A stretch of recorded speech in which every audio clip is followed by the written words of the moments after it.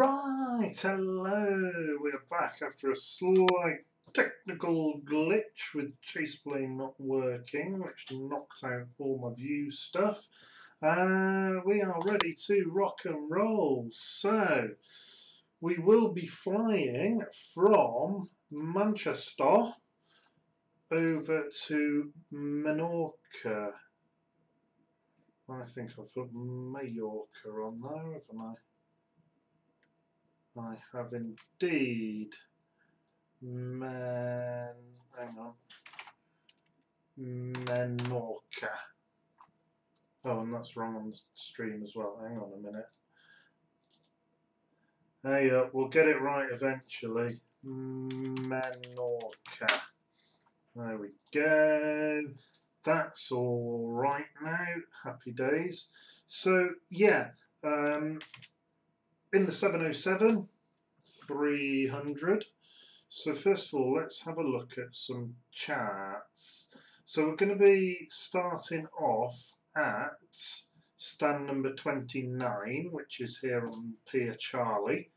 We might be able to do a SID, which will be the Listo 2 Yankee. Listo is our first waypoint. The only slight difficulty there is that we're using an INS rather than a GPS, so it'll be a little bit of a guessing game there, but we'll see what happens. That's Manchester Airport, which probably won't need. Have we got a better taxi chart? No, we haven't. So, okay, yeah, we will need that then. So, these are the charts we'll be going off. We will be flying online, of course, and V-Pilot, where's V-Pilot? It's down here somewhere. There it is. We are Speedbird something dark side 9817. Speedbird 9817. And we're in. Okay, first things first, engines off. Yay! So, right, this is working now. So, what we're going to do is, first of all, pull up Simonicons. We are going to connect the external power and open some doors. Main door, aft door. Yep, some stuff like that. And we will need to switch over to ground service, external power, and we've got external air somewhere. Let's stop all the turbo compressors first of all before weird stuff happens.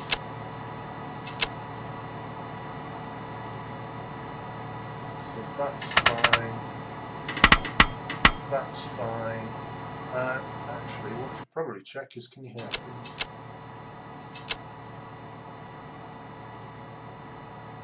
So that's fine. Yes, you can. Cool. Okay.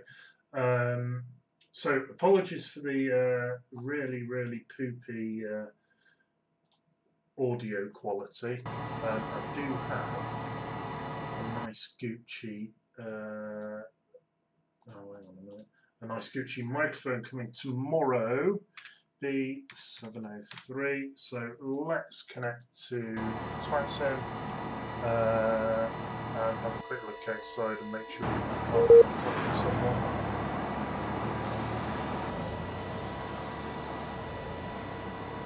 We look really good, although we park right on the taxiway somewhere. It's not an ideal place to be parked, is it?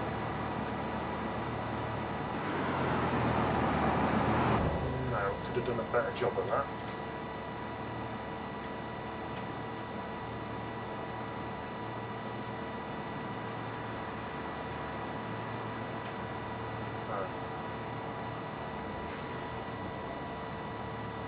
So really weird going on with the scene there. Well, let's go back inside and ignore it. Okay, cool. So we can turn on some switcheroos. To some of these things. Let's turn some lights on as well. We don't need to arm that just yet. Not too bothered about that. Fuel pumps can be off for the time being.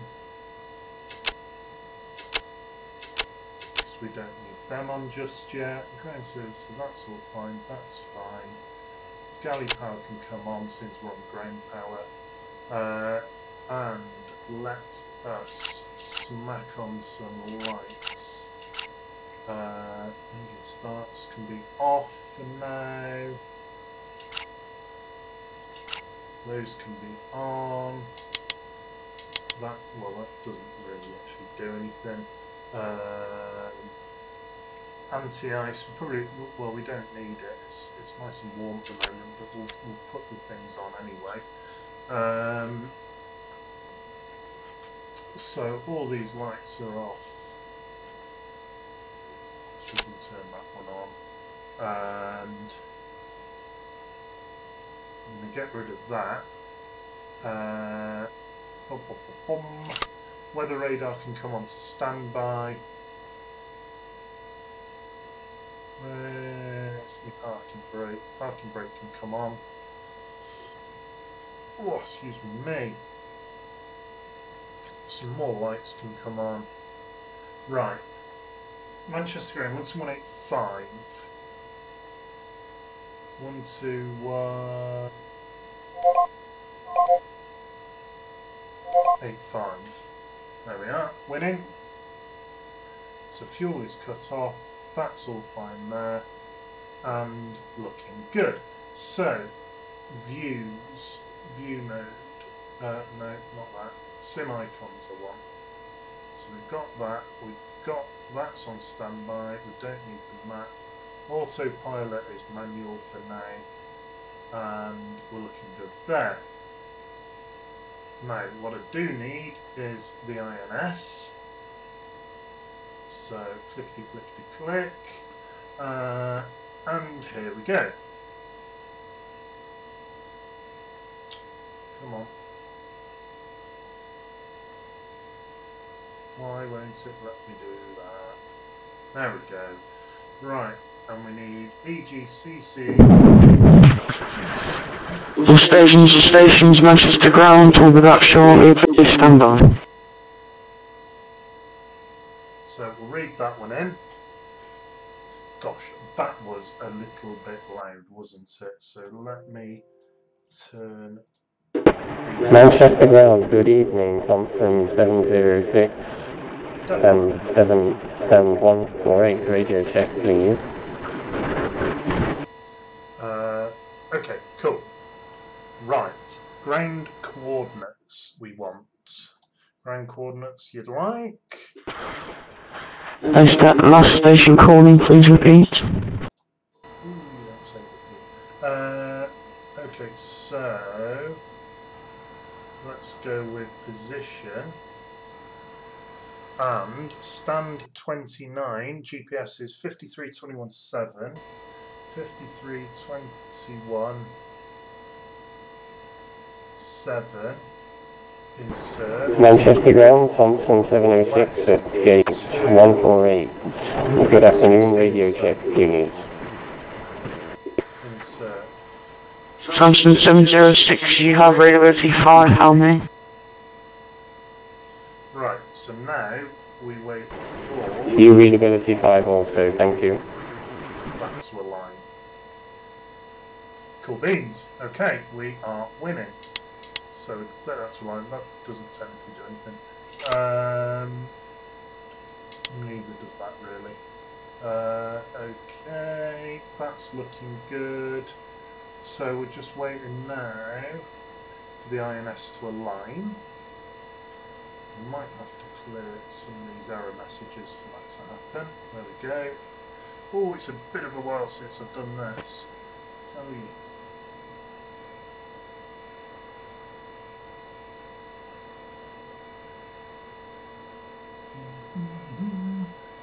for that number to drop. So that's your nav accuracy, and 95 is the worst it can be, pretty much. We want that down sort of sub 15 really for takeoff. We're going to flick the nav to INS as well. While I remember. Manchester ground, Thompson 706, like to pick up our clearance to Dallerman when you're ready. Do that.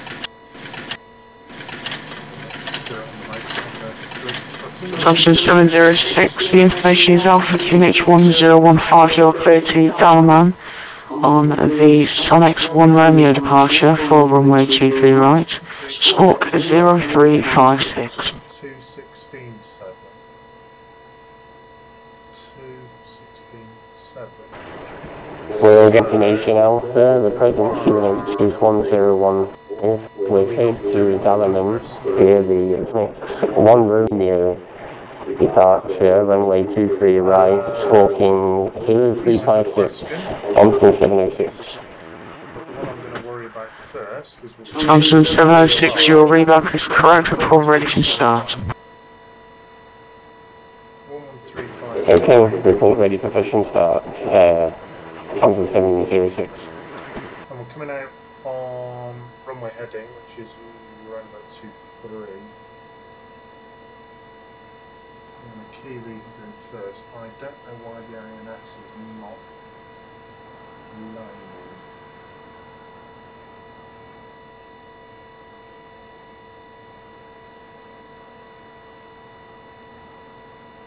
Right, there we go. Use the cheat button. Set our minimums. So this will be for the thrust reduction altitude. I'm just going to go with a fairly arbitrary number here, to be perfectly honest with you.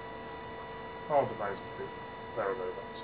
Okay, we can set our course to the runway heading, which is around like 23-ish. 2324, so we'll smack it in the middle. In fact, I'll tell you what, let's get the exact runway heading, shall we? 233 it is. There we go, 233 for runway heading. And we will flick over to the VOR. Tilt will be above for the weather radar. We'll go short range for the time being. Altitude hold, no, that's not what I was looking for. Flight director I'm looking for. Flight director can be on navlock. And we're going to be pitch up. Something like that. So, do we need these on? No, we don't. So I'm just going through it in my head because I'm checklists on the bad pilot. So let's move these over here.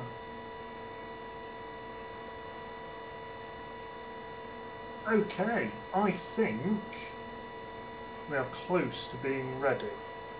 Now, Manchester Tower's just come on, which means we do have an ATIS. So we've got information golf.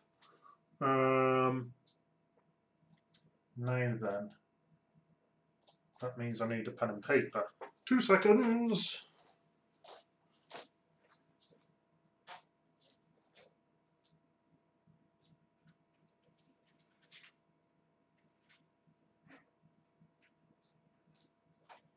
I'm back, I'm here.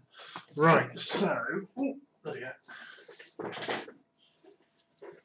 So, we have Inf Golf, we're at Stan 29, we're at Boeing 703, runway news 23 right, transition is 6,000 feet, surface wind 30011 knots, varying 270 to 350. Visibility is 10k or more. Temperature 20 degrees. Wow, that's nice in Manchester. QNH 1015. Threshold QFE is 1006. Cool. So we're probably going to be a non-standard departure. In fact, I'm going to request a vectored departure. I'm just checking we've got everything ready to rock and roll. I think we have. So, without further ado, let's get going. Manchester ground, good afternoon, Speedbird 90817, radio chat.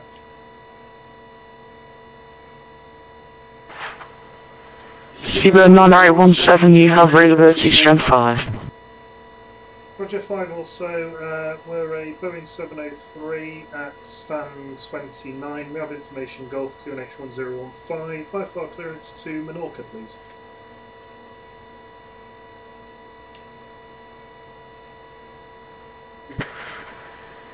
Speedbird 90817, you are clear to Menorca, list OT Romeo departure for runway 23. Squawk 270.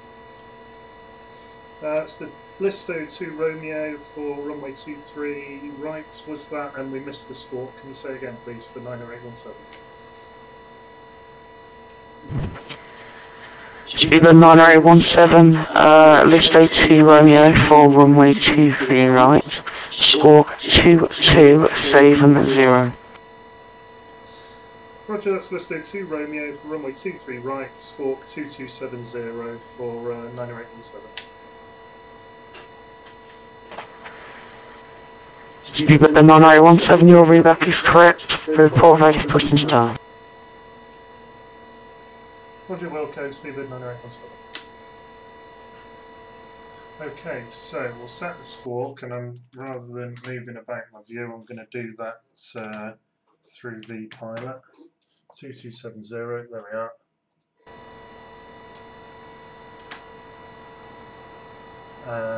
QNH is 1015, so let's check I've got that. 1015, Fandabby Dozy. So we can switch over to nav. And let's check. That doesn't look quite so promising. So let's load that in.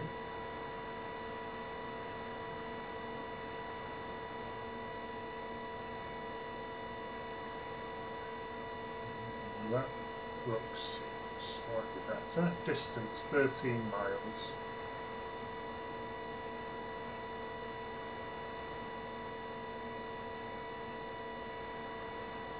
Why is this?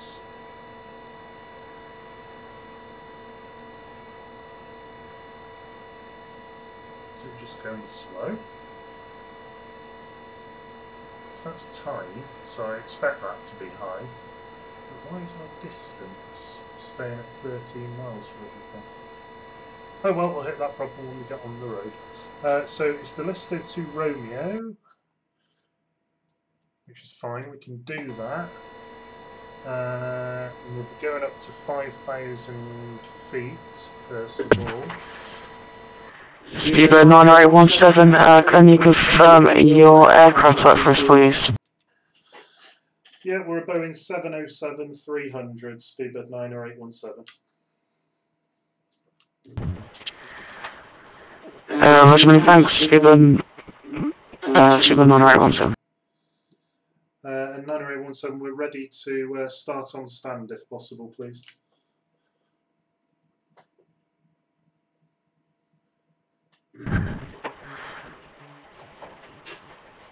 Speedbird 90817, standby, please.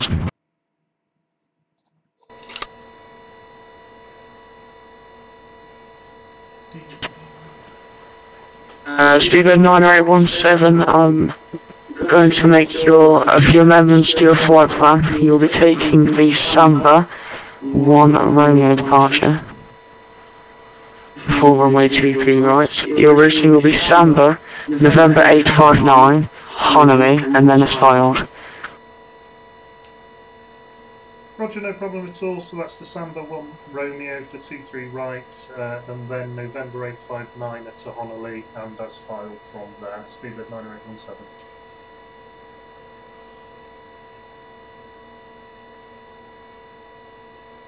Okay. Well.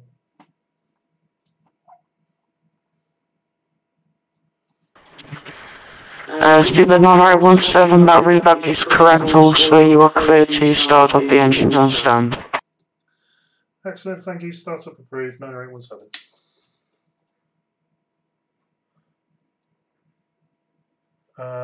Okay, so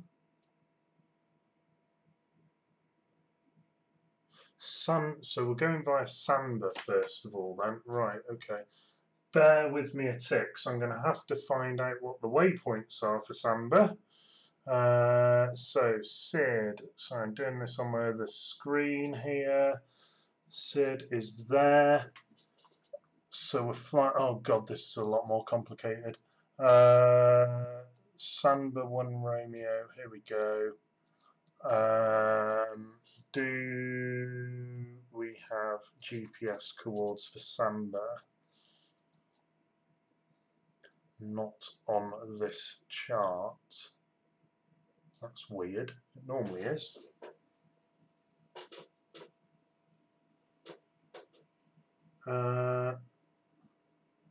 Well, 11365 is Honolulu, so 11365 for Honolulu, and we'll be on a radial of 335, which inbound is one. Hang on, what did I say? 335, so 155. Does that look right? 335, 155, yeah. So swing that around.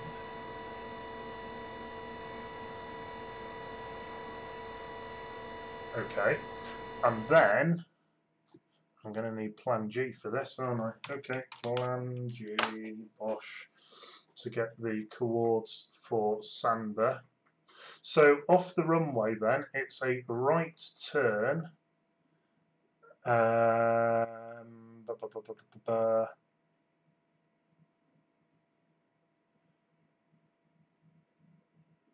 To 275 degrees, and then we fly out on a bit of an arc to Tabli. I know where that is. And then from Tabli, so hang on, right, wait a minute. Center screen. Let's see, do it so you can see what we're doing here. Center screen, click there. Okay. So we need intersections to be shown. Oh, why Plan G is slow. Come on. You can do it! So, view, ISAC. Oh, it's not that. ISAC. Oh, ISAC. There we go. So there's Tabli. I'm going to lock the info panel and then pull the info panel up, which is that one there. I'm going to swing that onto a different screen. So our plan was EGCC-LEMH is waypoint number 1 on here, right? Which should be, so I'm going to unlock the info panel, lock the info panel. So that is 53836, 53836, that's interesting. 211, well that's close enough for me. So I am going to change that to Samba. Okay, so lock info panel. So, oh, and that's, of course, that's hidden. And that is north 53822, 53082, insert west 220, 220.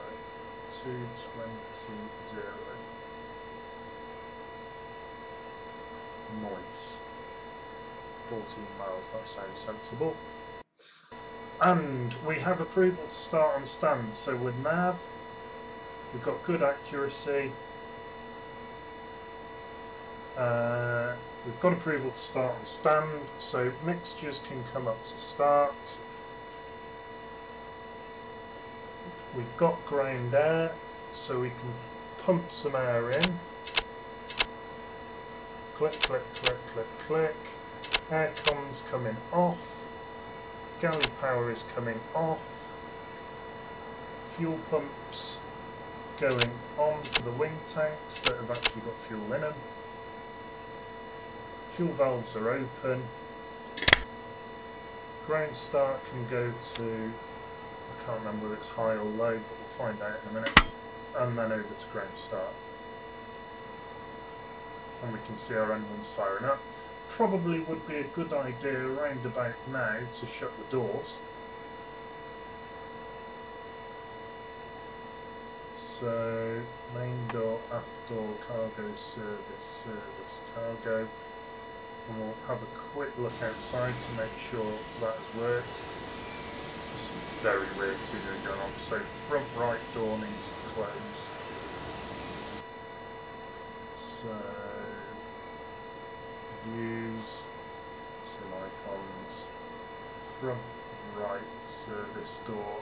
Let's check that's now closing, which it is. Lovely. So views, some icons again. So we don't, well, we will need that in a second. So it is low pressure I want. I thought it might have been. Seatbelt signs can come on. And we should get an N1. And we have got an N1 coming up. Brakes are on. We're all set.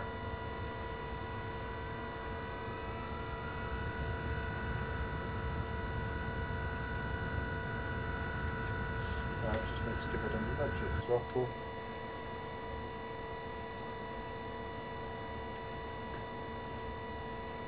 Come on, we are spool. We should be igniting. Come on.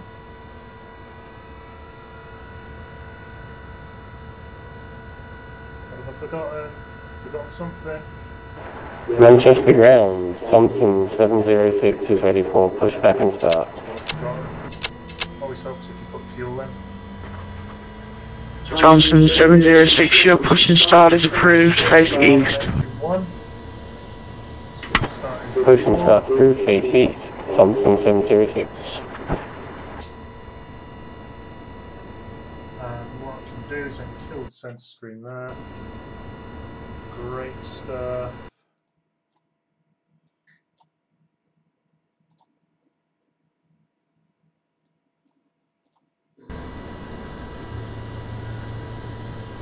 And that's a good start on engine 4. So we can do that. We can flick over to main power.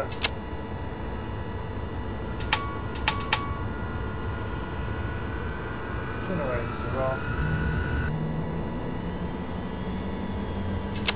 And I can put the aircon on, galley power on just for the time being. It's like all 4 engines started. So starter can come off. Power and air can come out. Nav light should have been on anyway. That can come off.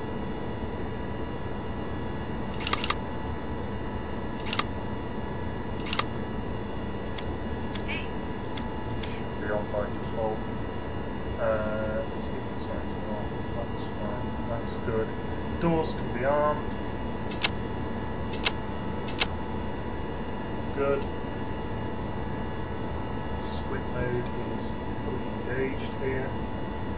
And I think we are ready for a pushback. Mixture can go up now. We'll do a quick flight controls check. Fuel buttons, fuel left, fuel right, fuel spoilers, how good is that? So we're ready for pushback. Oh, no we're not. I know what I've forgotten to do. This is how long it's been. Ground back on. Back over to ground service. Sorry folks, I've made a boo-boo. Engines off. Start. Phoenix. There we go. Try this again. Phoenix is the monitoring client for BA Virtual. And I've been on leave for quite a long time, so it will be good to get these hours logged.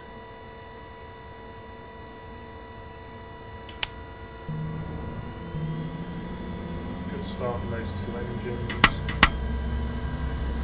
Right, we can go back over to normal power now. Those can come off, close window. Oh, right.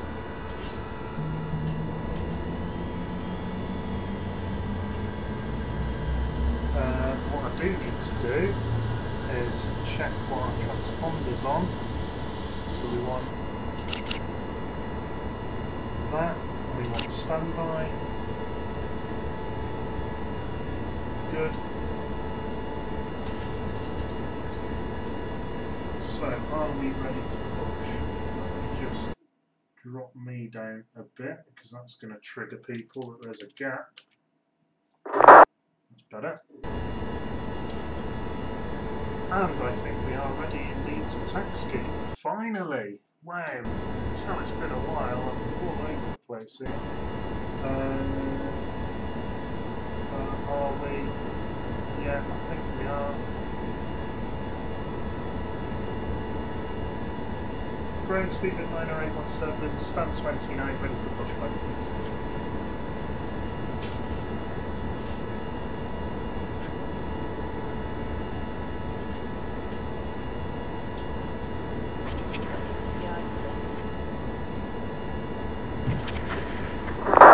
Speedbird 9817, sorry, could you repeat the last transmission, please?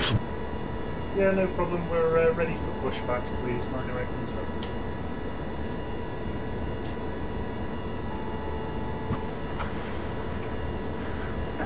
Speedbird 9817, pushing start as approved, face east. Already started. Facing east, Speedbird 9817. So, we're going to push back tail left. So brakes off, and flaps can come down. Excellent. Back we go. Let's take a look at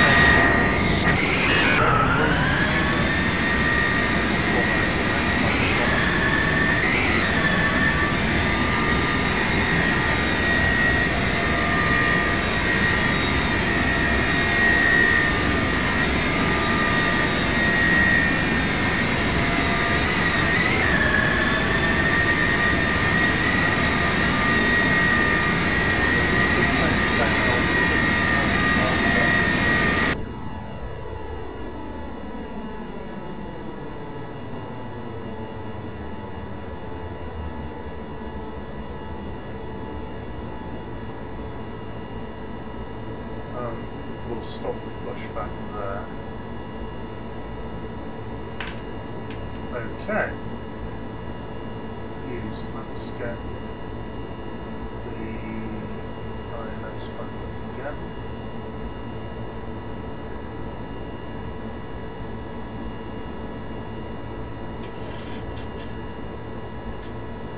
Hoping he doesn't give us lever, because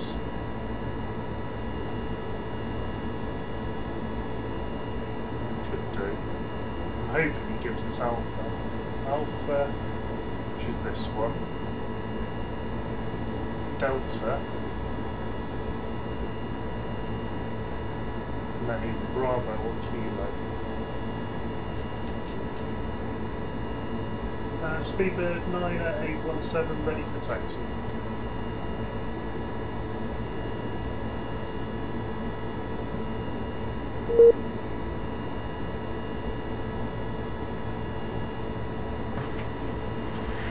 Speedbird 9817, taxi to holding point Juliet 1. Correction, disregard taxi to Hollywood Juliet 4 via Lima, Delta, Kilo and Juliet. Roger, holding point Juliet 4 via Lima, Delta, Kilo, Juliet, speed at 9817. Bit of a messy taxi, but okay. Here we go.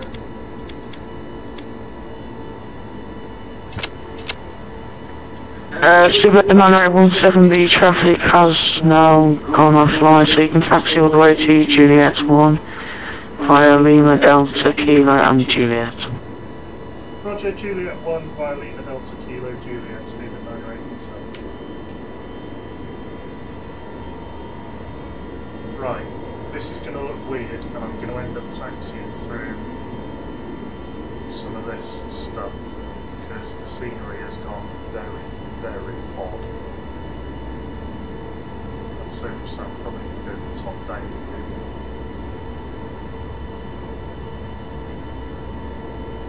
My frame rate is absolutely atrocious.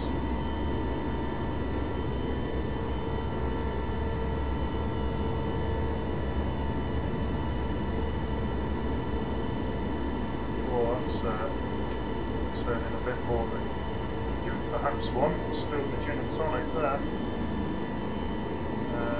So, okay, I can probably do this now. Take the brakes off.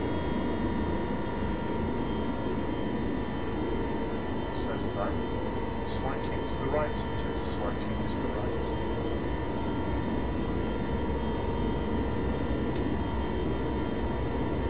Yes, need to fix this scenery. This is not making life easy at all. My taxi is leaving quite a lot to be desired anyway. So it's a sharp left here onto Kilo. This is really broken.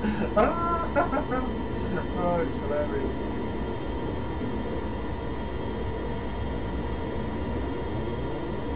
We're on Kilo, and we've got a Kilo marker there somewhere in the ground. So we're just following it down the road now.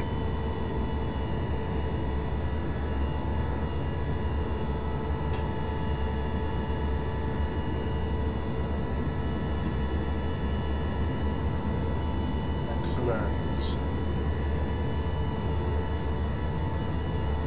Slow down the touch. There's a little bit of a Ryanair taxi going on here.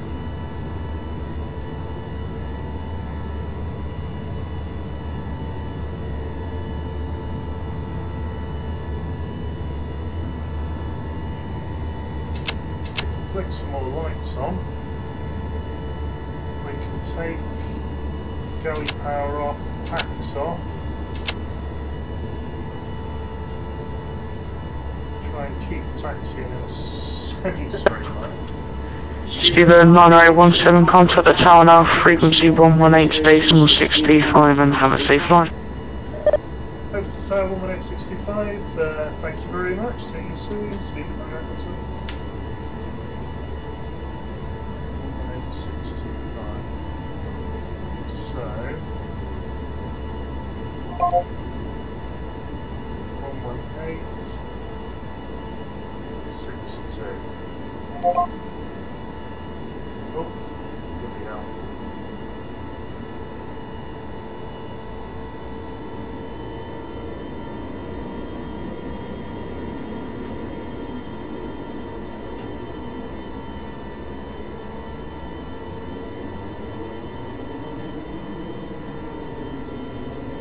Manchester Tower, good afternoon, Speedbird 90817, approaching Juliet 1, trying to maintain a straight line.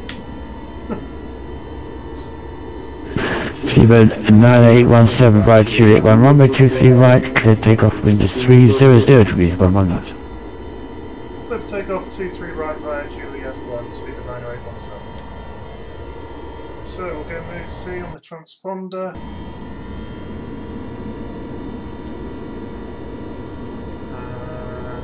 is that one. And I need my departure chart because this is going to be a slightly manual departure. So 275 is going to be our first heading. What we're going to do is go semi-cons on that one. Autopilot.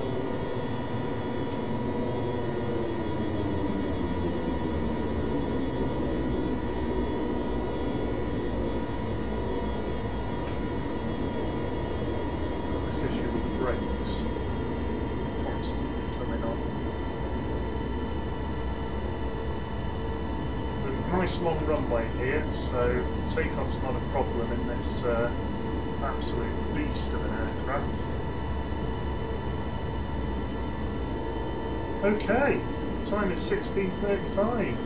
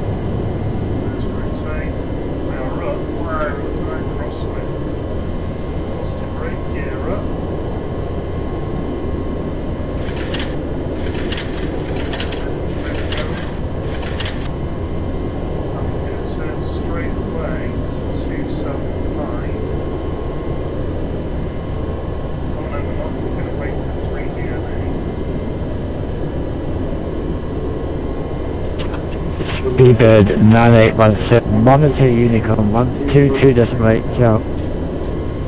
Over to the Unicorn Madness, thanks for the ATC, bye. Hi.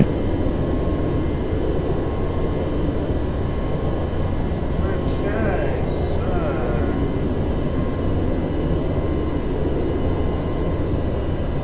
There's 275, oh hello, that was a bit violent.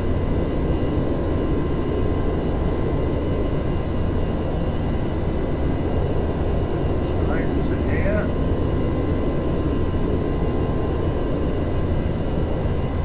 And over to 122.8.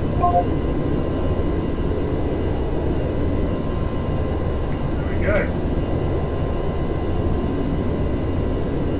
I'll start our turbo to Tapley.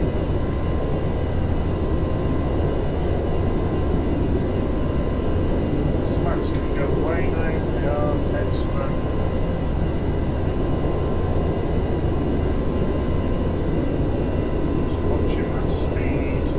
To obey the speed restriction of 250 knots here.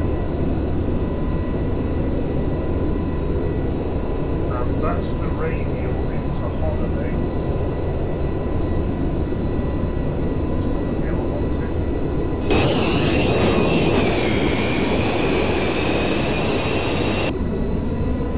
So we're going to follow that radial each time I do that.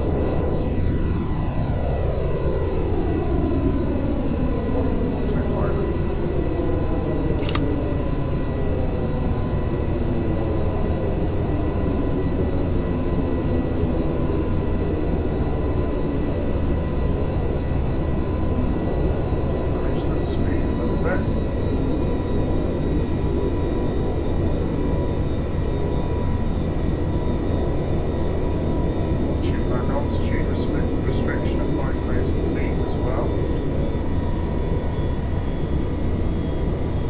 There we are, we can capture this radial now. Down in there, I don't know what it wants to be straight here, long enough one.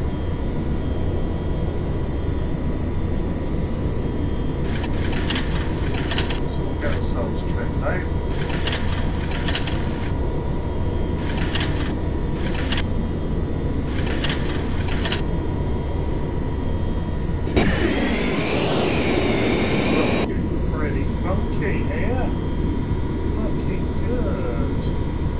So So, if I find that one, and go to autopilot, we can turn the autopilot on. Go to localizer, hold and out hold.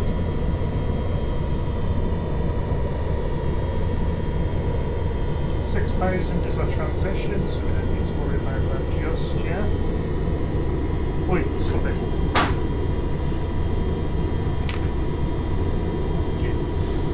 Scratching the furniture.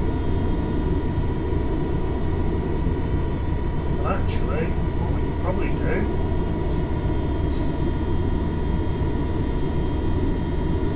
is head on over to that hold.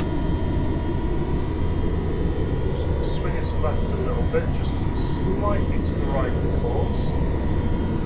Maybe a smidge though. I can see that we're moving back. In real world, we're actually alright.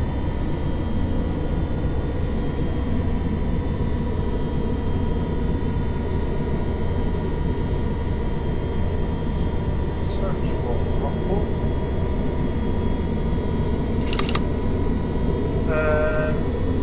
So we're on nav. Oh, weather radar should be on, my man. That should be on, that should be down. There we go, so I've not flown this in quite a while now. Packs can come on, jelly can come on. Turbo compressors can come on.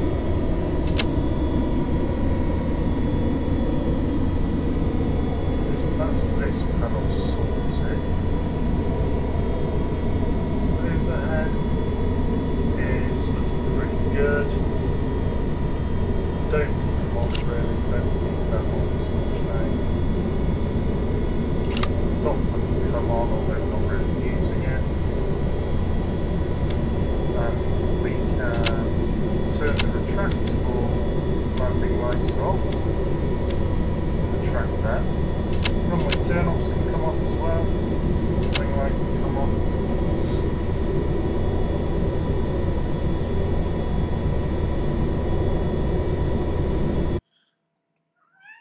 And, oh, I've just seen we have a chat message. What plane is this? Gosh, I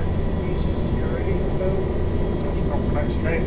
This is the Boeing 707-300. Nice old classic here. So we're going to come off, I'll hold, and up we go. Supplying power. And watch our nav accuracy is now increasing. Or sorry, decreasing. The number's increasing, so our error is increasing. So that's an indication of your error. So we will have to do what's called DME update fairly soon. I'm just going to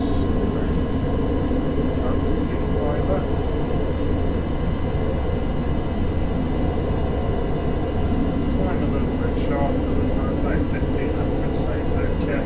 It's a little bit steeper. Alright. Plenty of power. That's one thing this aircraft is absolutely not short of. Yeah, there we go.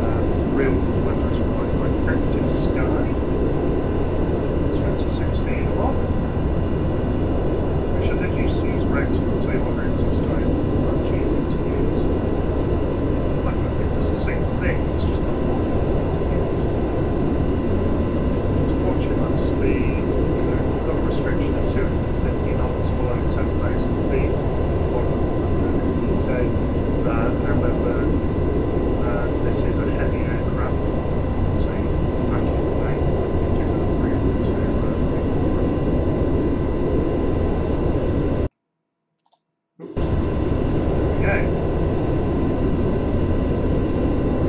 Passing flight of 100, we can turn the lights off. So we like the classics then. Lovely classic way. No GPS, no multifunction displays or anything like that. Proper old school. Get a map, you would have got that in real world. Not moving rapidly, so anyway, pin a map and compass job. So there's Honolulu down here. So I'm going to try not to use that because that's sort of cheating. Watching the speed. Speed's good. Passing flight level 100, then some fixed landing lights will come off. I'll leave the seatbelt signs on for the moment. And we can think about doing a INS update. DNA update, sorry. So 44 could be better. In fact, actually, what I need to do is get the little note to myself when to change cards. So that will be when we hit waypoint 67. Okay. Currently on 1 to 2. So what we're going to do is right click, and we need the coordinates of Honolulu.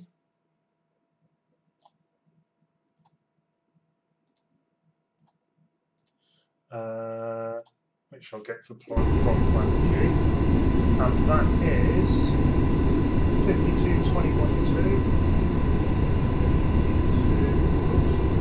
52.21.2, and then west 139.5. Elevation is 0. Waypoint change 9.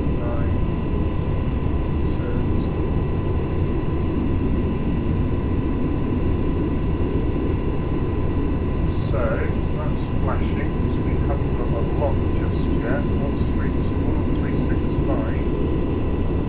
which we'll put on both navs. So I'll never remember which one it is. I think it's nav 2. So when that stops flashing, it's being too loud.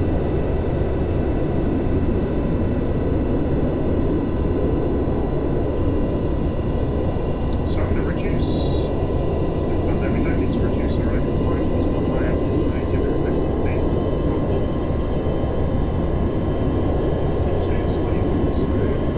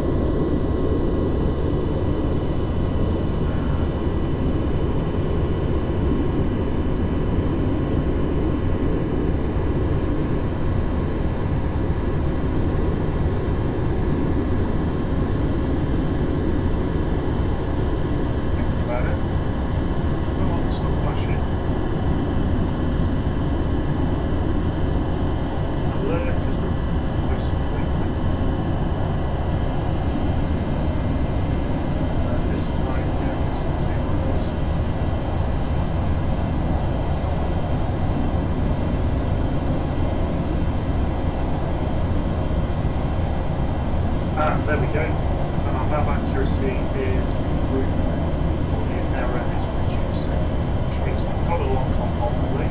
We've told the aircraft where Honolulu is, and we've told it we've keyed in some frequency, so it's now got a lock on Honolulu, and it's gone right. That's where it is. This is where I think I am, but I can't be here.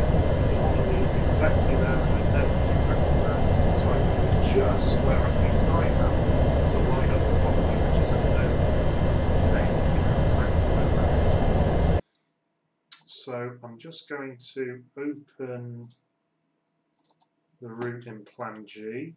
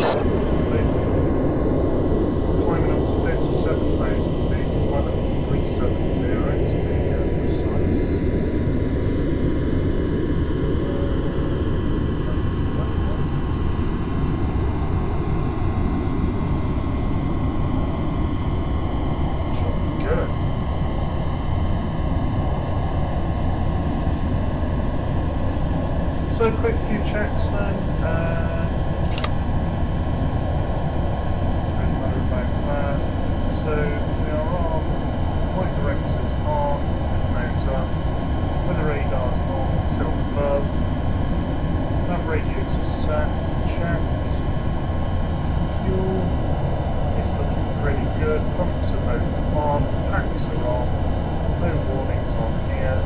Only got a warning for an empty fuel tank, which is fine because I didn't run anything in it. Need them.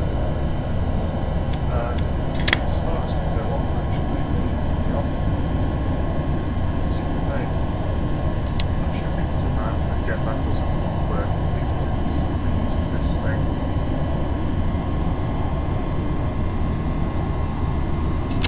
That should probably be on. That's on, it's fine. Possibilities fine. Yeah, looking pretty good.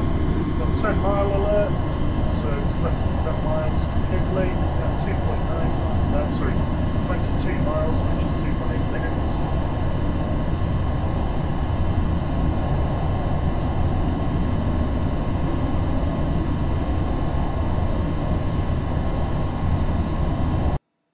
And we are all right here. I'm just shuffling stuff on my other screen. Go. So throttle, come back and touch. And we can reduce our rate of climb. A little bit too low. I think you see it now. No. Hello, people. Doing good. No. See a mouse? Hear a mouse. Hi Anthony. How's it going? Join us climbing up just past Birmingham, coming over towards Bryce Norton on the right hand side. Should be down here somewhere, can't quite see that. Flying down to Menorca.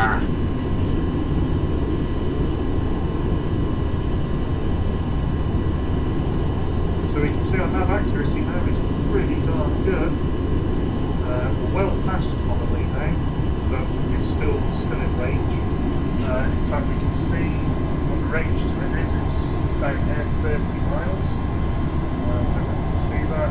That's the DME, distance measuring equipment.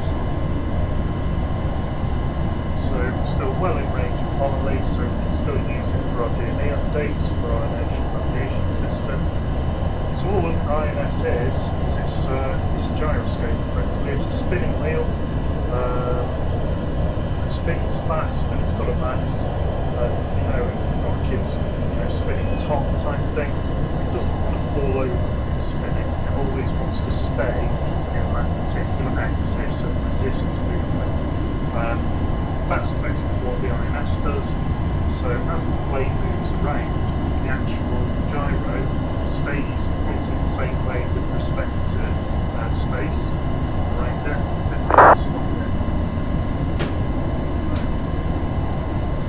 And then you measure the angle then, so it looks like it's moving as not as the aircraft is moving around it. And then you can work out your position from that measurement of time. It's noisy, it's not particularly accurate, it gets worse with time, so that's why we have to use radio navigators as well to lock into, we know where they are, and we can use that information accurately. The aircraft uses that information, so they calculate what the error is, so the difference between where it actually is and where it thinks it is. That's that error in, subtracts the error off to me, and your nav accuracy improves. But your nav accuracy is predictable, which is why you get a number and why you know how good or bad it is. You can actually predict the nav accuracy getting worse.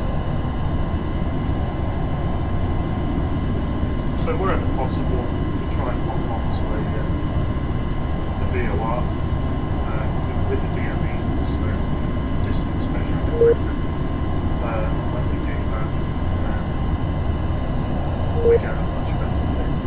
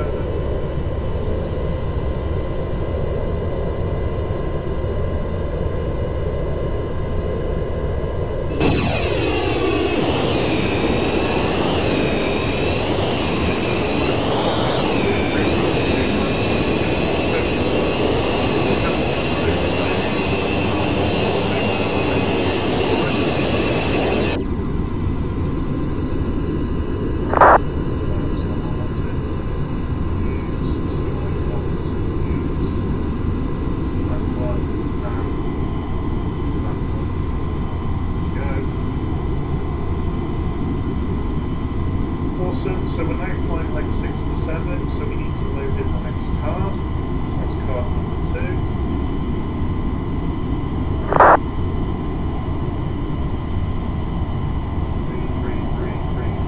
There we go, and it's in.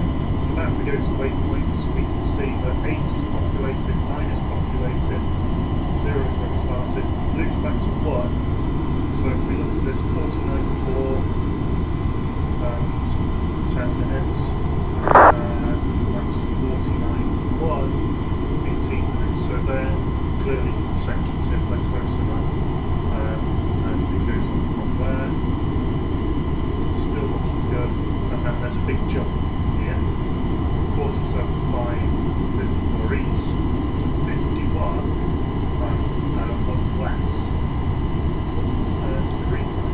So that's clearly a different waypoint. So when we get to like 45, we will then load in the next card from waypoint 6, which will overwrite this and then it'll come back again. And then we just keep doing that until we get to Menorca. And there are 5 cards we will load in total. So we're on card 2 at the moment.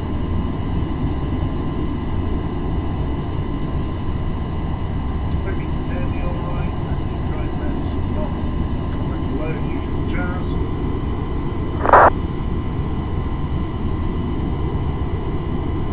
chats are on the pylon. So we're coming up towards Southampton now. You can actually see the channel about here, so that's the coastline there.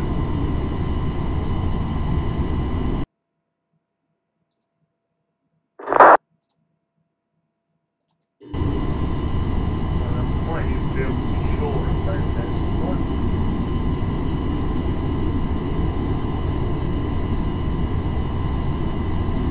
Not at the moment because we haven't got the it's not loaded up the scenery. Good on that, 1.2 gigabits still. Yeah, we're on FSX, so it's 32 bit. I'm getting a bit of wing rock, which tells me we need to be switching faster. Our rate of decline, actually, no, we're alright. So we're almost over the top of Southampton now. But what I might be able to do is stick me out the window.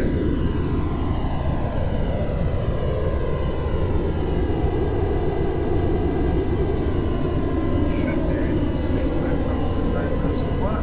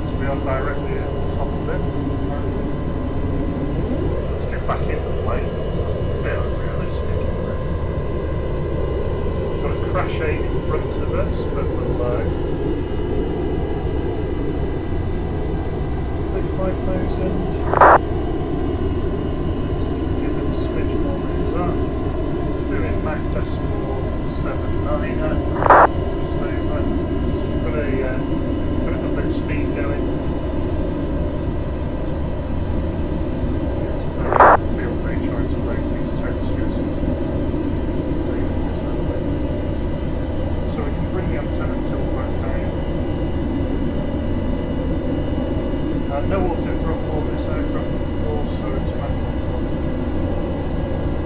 Flight director, more or less back to 0. Not really using it at the moment anyway. Flight level 36, so flight level to go. Should start getting a bit of wing rock now. It's quite high, heavy. As fast as we could do, yeah, so you can see the big rock. Jason, hello, how's it going?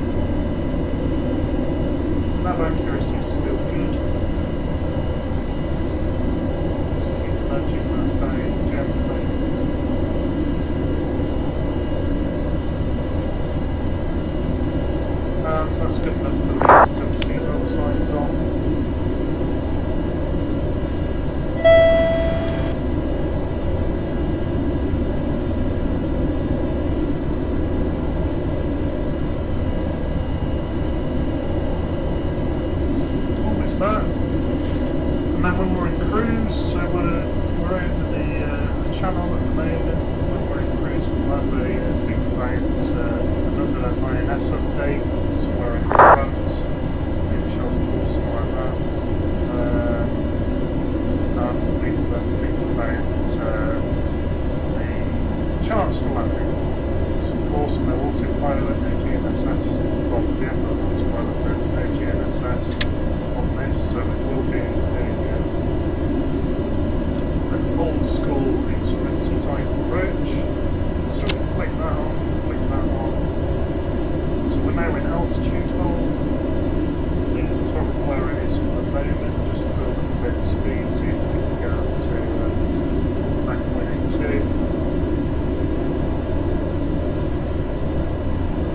Might be able to see this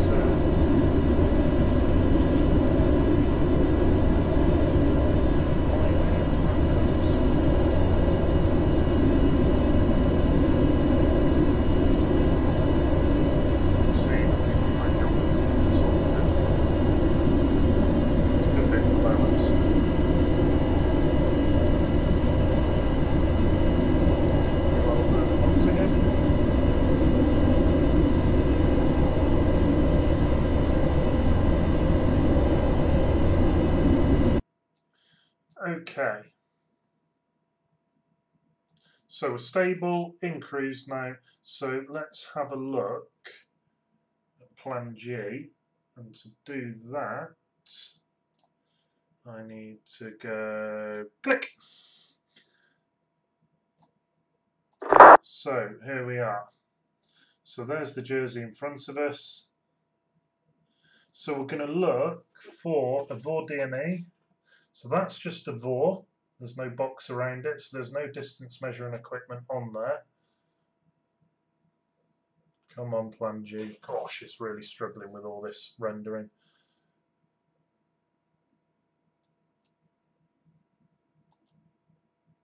There we go. So there's a few VORs in France without DMEs. I don't think we've got any in the UK. Another one there. Ah, right, okay, so we've got Amboise. So, this is quite good. Because that is a waypoint on our plan, and is it on this card? No, it's on the next card. So we'll do that when we get to the next one. In fact, well, no, we can key it in anyway. Hello, Pippa, I can hear you. Yeah, I know. That's the noise a cat makes. So let's get the information panel up. So 113.7, 47 north, 25 minutes, 44 seconds. East 1 degree, 3 minutes, 52 seconds. I don't think we will pick that up just yet. So VOR range. Oh, we might do.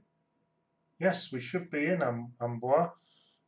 That's probably not how you pronounce it, but it's the way I'm saying it. In fact, it's Amboise. British. Okay, so 7 to 8. So I'm going to load this DME into waypoint 6. What was it? 113.7. So key that into there and there. Go right click, north, 47, 25. So we picked it up on the DME. 4 seconds. East, 1 degree, 3 minutes, 52 seconds, 5. Right click, elevation 0, waypoint change 6 to match up with where we put it,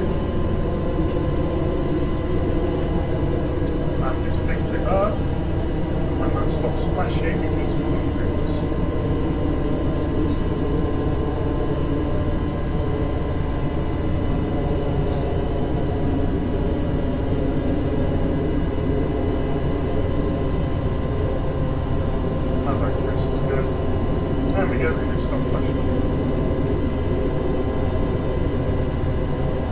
accuracy was good anyway.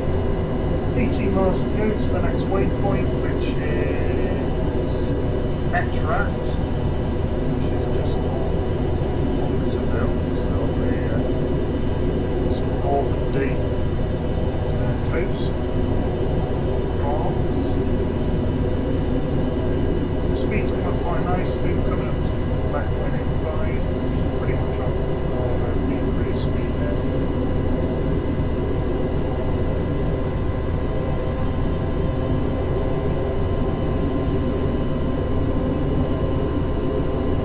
So I can dump that. And what I can do is put that up there because I am going to comfort break. Alrighty, back in 2 ticks.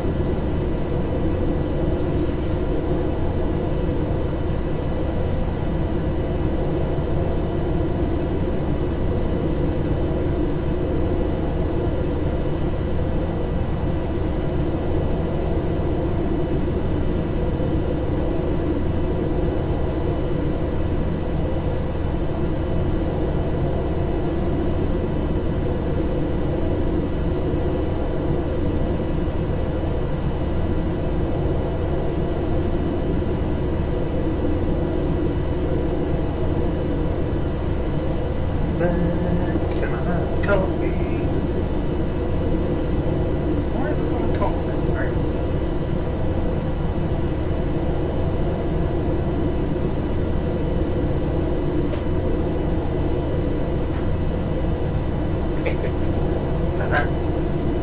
That's what I want. Let's have coffee. There's even a decaf coffee as well. God, what's the point?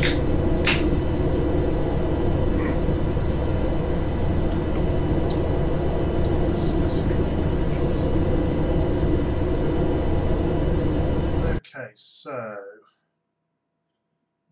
what can I do here? I can go full screen on that. I can do that.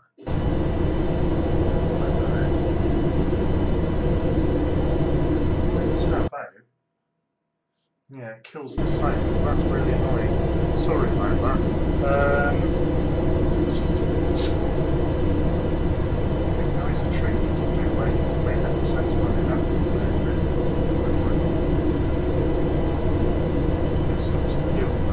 Oh, I just need to update something 3D now. Okay, so we're plodding along. We should probably look at some charts, I guess. Just check, yeah, that accuracy is good, so don't need to worry about that. We're doing 9 to 1 now, so this is where we're leaping back on ourselves. It's waypoint 6 that I need to panic. I need to panic, 6 won't need to. So I'm going to pull up some charts. So let me put up center screen again. So we're looking for LEMH. That is right, isn't it? That is where we're going. LEMH. Yeah, it is. Our last waypoint is Sargo. So that looks convincing. I really don't want to do a DME arc. Okay. Let's have a look at flight radar. Yes, go away, Overwolf. No one cares.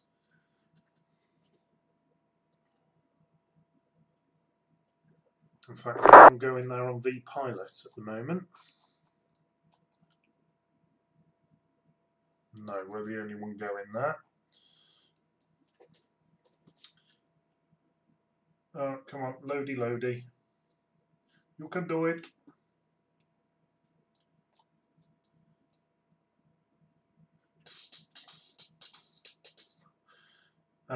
Menorca. And they're coming in. Where's he going? Is this one going to Menorca? Because they're coming in Mahon. Yeah, they are. Flipping out.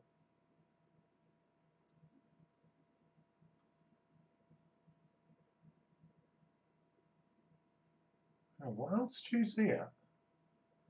30k. That one's at 2000. Oh, okay. Hang on. Is Mahon and Palma de Mallorca the same? I don't think they were. No, you're not going there, so you're irrelevant. Gulf. I don't think you're going there either.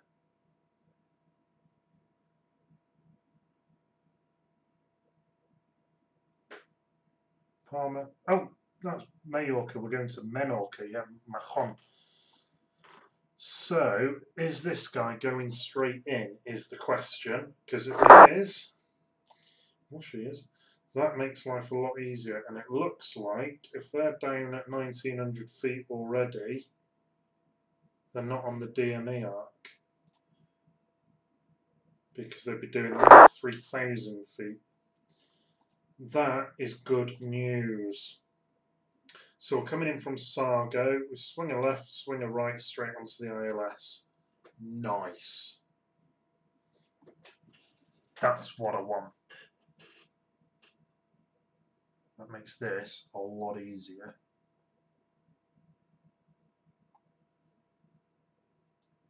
Okay.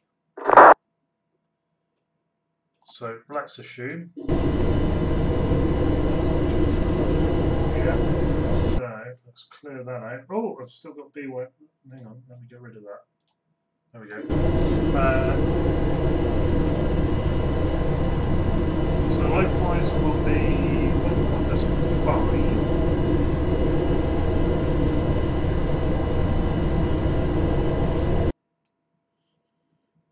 And we'll be doing the VOR approach to runway 19er.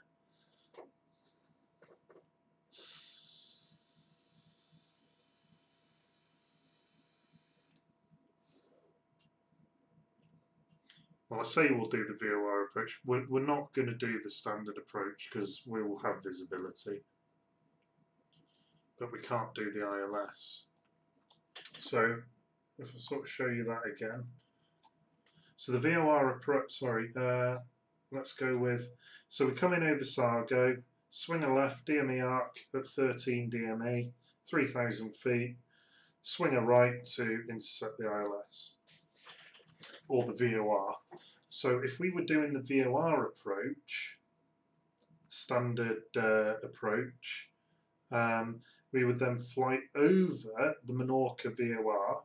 Soon as we're over the top of it, we swing a right to 010 degrees and then fly out to what's that, about six miles, something like that. That's DME 5, so yeah, 6 miles. Swing another right to 190 and then come in on visual for runway 19. We're not going to need to do that because on this approach we're going to see the runway, so we don't need to do this procedural approach. So that will be a safe way of getting you down if the visibility was bad. Similarly for the NDB approach. So yeah, the NDB, you overfly the NDB, swing a right, fly back to the NDB, swing a right, and then left arc round. That would be a right faff to do in this aircraft. ILS, well, we don't have an ILS, so we can't do an ILS approach. So it will be the VOR, but it will be VOR to visual. So something to watch out for on this aircraft. I really don't care. We can't fly an ILS approach, but we have a system.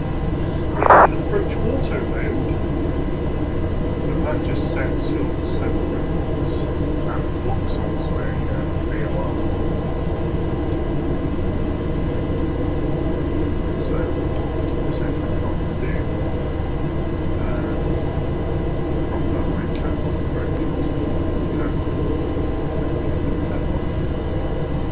someone tell me in the comments, can we do a Cat 1 approach in this?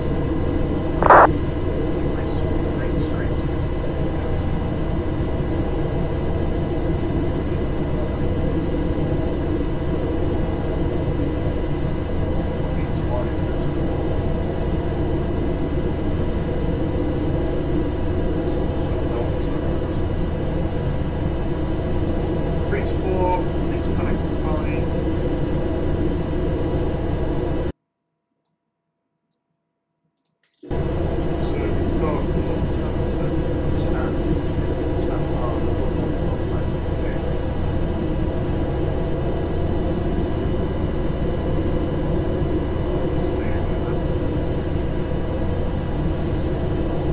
So top of drop, that's a good question. So let me have a look-see at Sim Brief. Excuse me. Top of drop is going to be waypoint before Verso. So if I look at my cards, is that one there, Agena.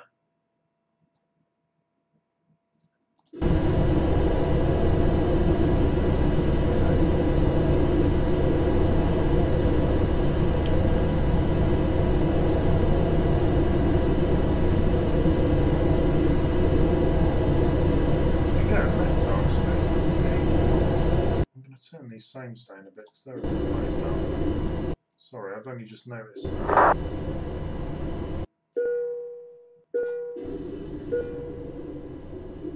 Sorry, your ears must have been blowing out. Hopefully that's a bit better. So we want a METAR. So .works LEMH. Wind 260 at 8 knots. Variable 220290.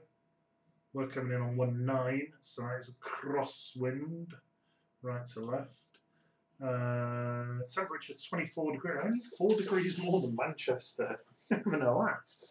QNH 1010. Well, that's not too bad, is it? My parents have just got back from their golden wedding anniversary.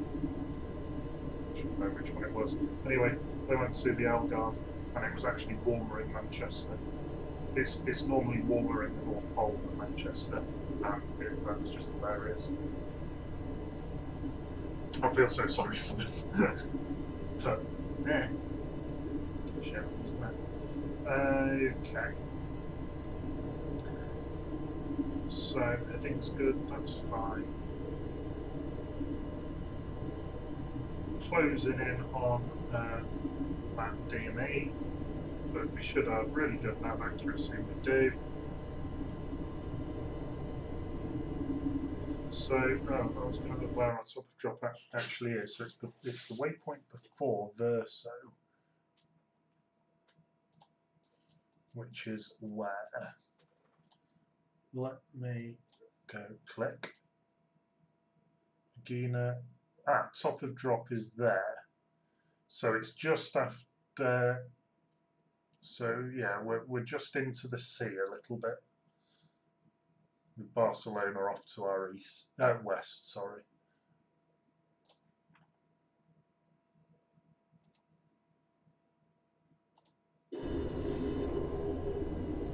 Right, 5 to 6. Oh, and I've not loaded the thing in. So we're going to spin in a circle. Quick, load it in. Oh, I wasn't paying attention. So you end up orbiting the last waypoint. Because at least it knows not to fly all the way back to Manchester.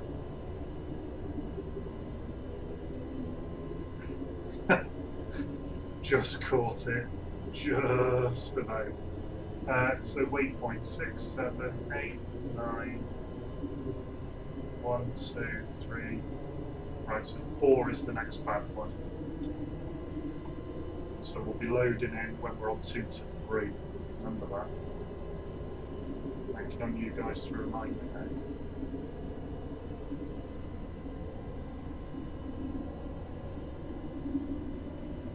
As you can see, we're over sort of northern France at the moment. So there's the base of the UK, Normandy.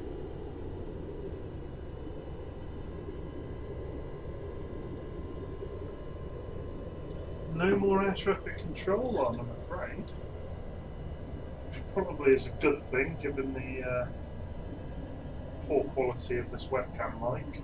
As I say, that'll be fixed at some point tomorrow. Although I probably won't be streaming tomorrow because I'm out beekeeping tomorrow. Yeah, but it'll be set up for Wednesday for the next stream. So I'll have a decent microphone. Samsung Meteor or something I've gone for. Okay, so I was flicking a coin yesterday between that and the blue snowball. There didn't seem to be a lot in it, to be honest with you. Lots of people saying one's better than the other, and vice versa. And, yeah. What can you do? And they're pretty much the same price, but £2 or something.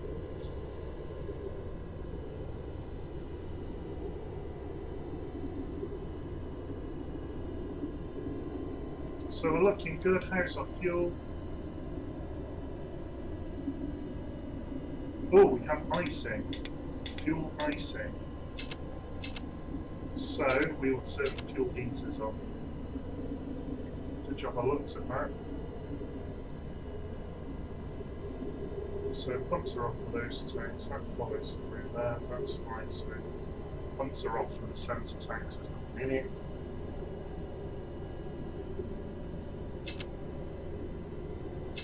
Right, they should be on normal really. Grain service is off.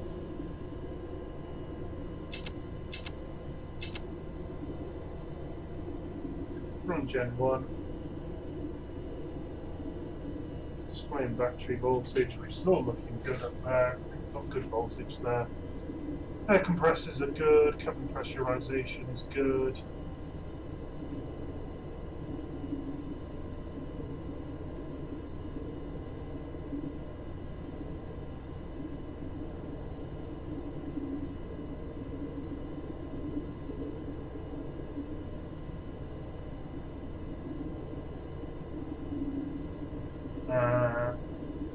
Fuel dump, perhaps not do that. Put the heaters on, it's probably a bit cold. Turn the air inlets on as well.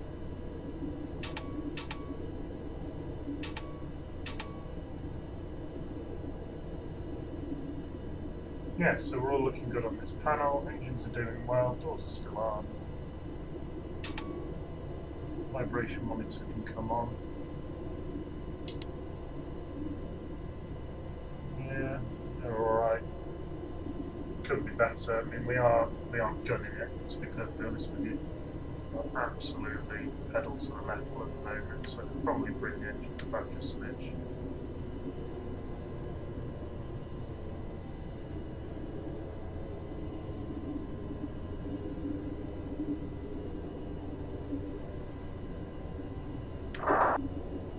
Actually bringing it back. It's about 90%. Should knock some of that vibration down. It's gone down a tiny bit, not a huge deal. We're actually just below 90% there, so let's just crank it up a tiny bit. That's about 90% there on all engines. Close enough. Pressure ratio of around about 2. Outside air temperature is -20, call it. Enough. So what I can look for then is our minimums will be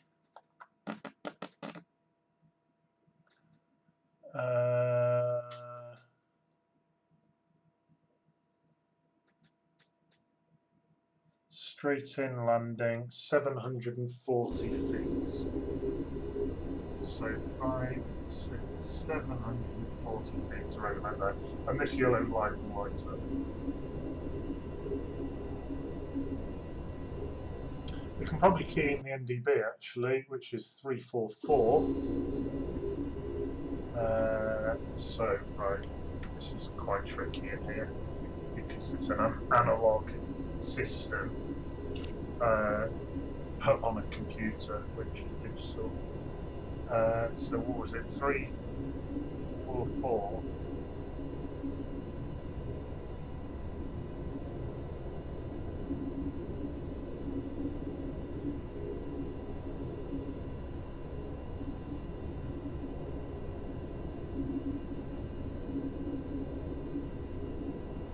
So it has to be bang on for the sim to pick it up. In real life, that wouldn't matter. Like tuning an old school radio.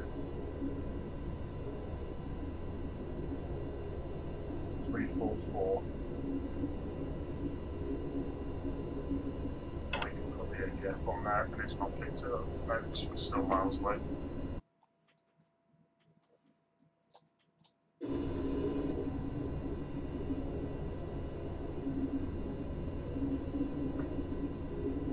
Good nav accuracy. Yeah, quite close to the MDB, the DME here. So the next one will probably key in Barcelona. Hi Saka, yes, we are on that sim. Speedbird 90817. Currently coming up to the middle of France, so you can see us on there.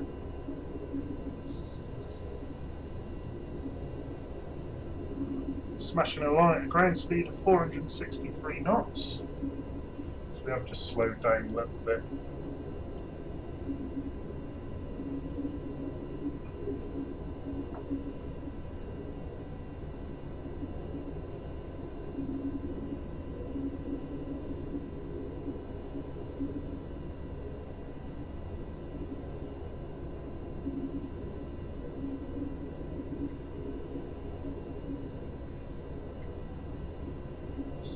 Pulling the speed back to about 0.8182, something like that. That's okay. Still caning it pretty hard, really, but it's not an efficient aircraft, whatever way you fly it. So screw it. But, Shall we open the door? Ah, there's first class. It's alright, isn't it? Loving the wallpaper, this state of that. Oh, look at the picture on the wall. Oh, can we go for a walk? This is, oh, I move. Haha, this is brilliant. Look at that, there's a couple of books on the table, there's a packet of Marlboro, back in the day when you could smoke on an aeroplane. It's perfectly normal. What have we got here? Oh, we got some coats, some hangers. I wonder if they wobble when I have a bad landing. Sorry, when I have a landing. Move any of this. Just kind of stick head into the cabin, give the passengers a fright. Oh, he's flying the plane! It's the inflatable autopilot. You've seen Airplane. What an amazing film that is. No overhead lockers. Just like stuff where you can dump your stuff like you sometimes get on trains. At least you do in the UK.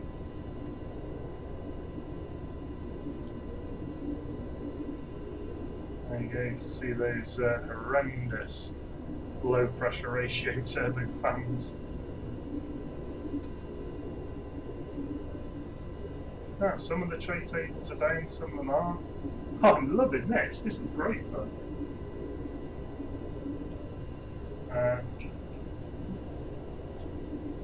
Grease screen's gone a bit. Oh, screw it. Just ignore that.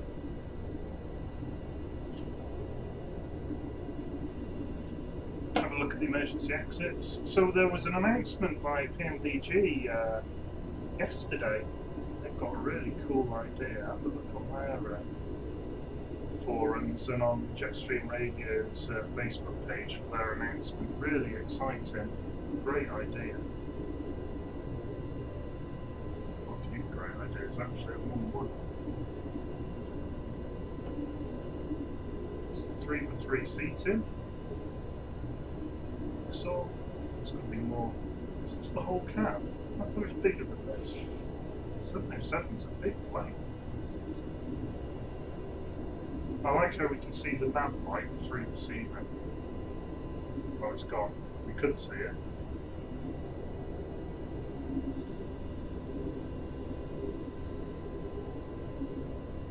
I'm afraid this is the fastest I can move.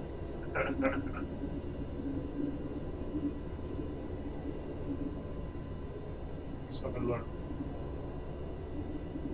A bit of wing rock because we've slowed down, but I didn't feel that too much.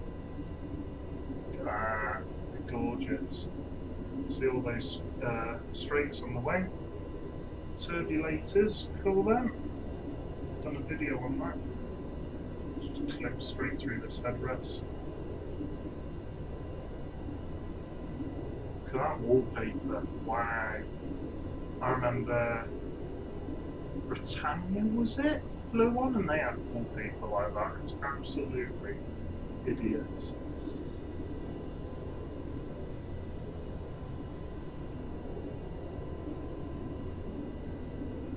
Curtains aren't much better.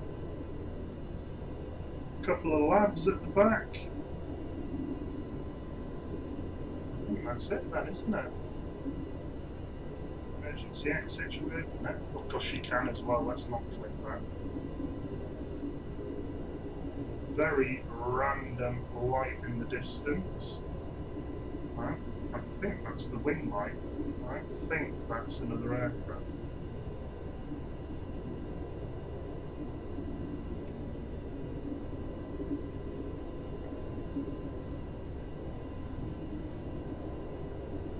Oh, there it is. Tell you what, it's a lot bigger in real life. I'm going to press it. That's funny. I like that. So yeah, somewhere over central France at the moment.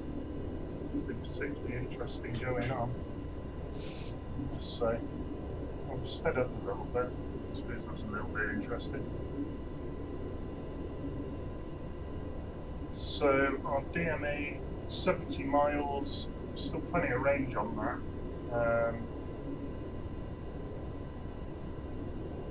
But I'm going to look for Barker.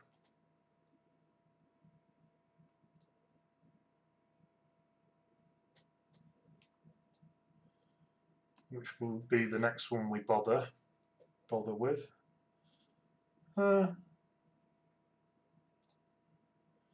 We could do BAW actually, so we fly over the top of it.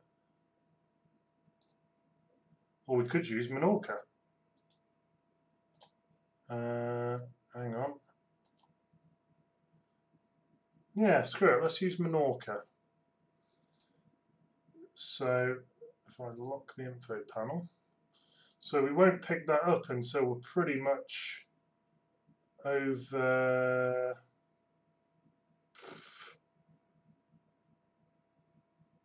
Bezier, further down, sort of more towards Girona.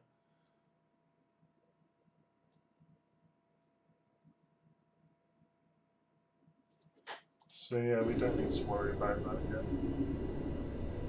And nav accuracy is not going to drop off enough for me to care.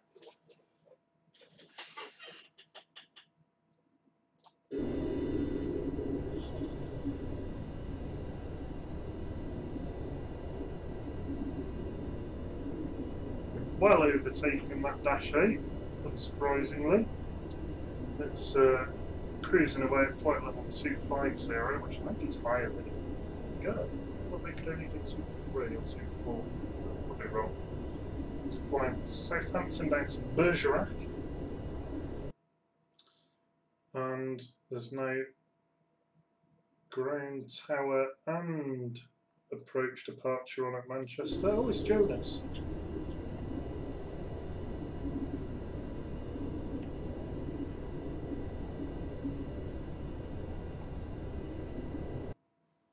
Oh, sorry, this drive you as nuts as it drives me, but when I tap out, the sound drops out. Really annoying. What have we got down here that we can flick about with then? I saw the hydraulics, yeah, I probably shouldn't play about with that too much. Looks reasonably important.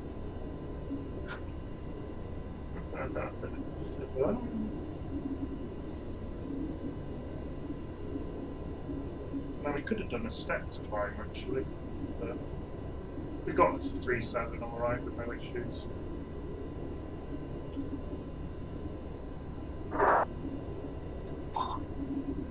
So check away on Twaxin. Leper traffic. Siberia. Yeah, whatever mate.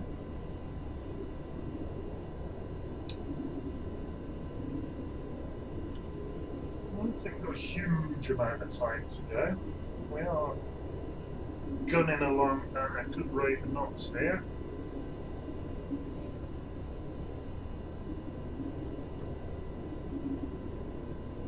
Oh, excuse me.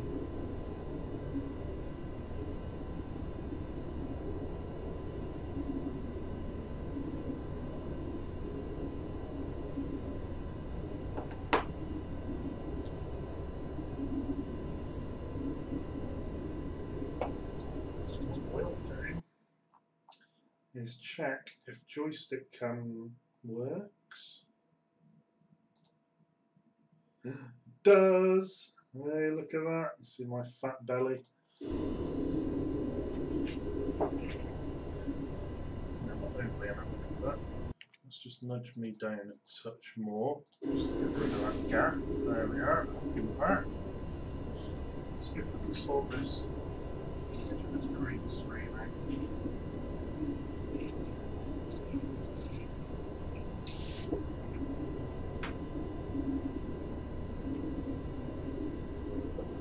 No, that's not helped in the slightest, has it?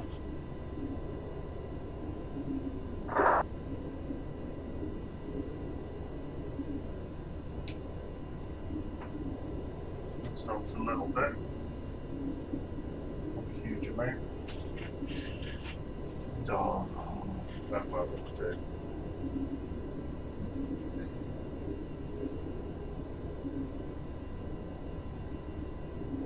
Could sort out the filter though. No, that's worse.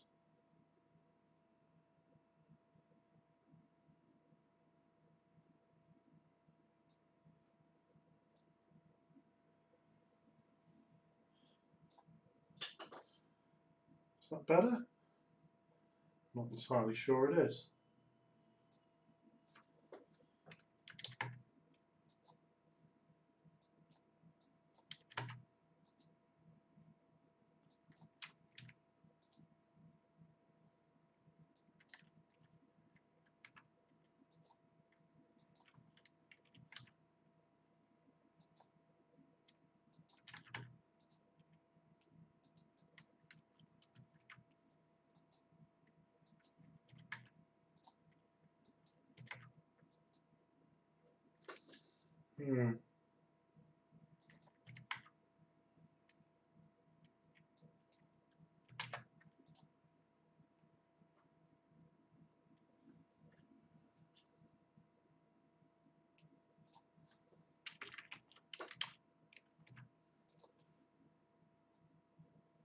No, I've made that worse somehow.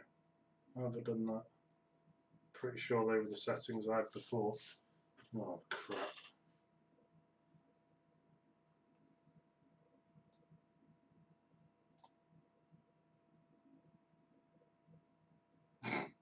Yeah, I've what have I done?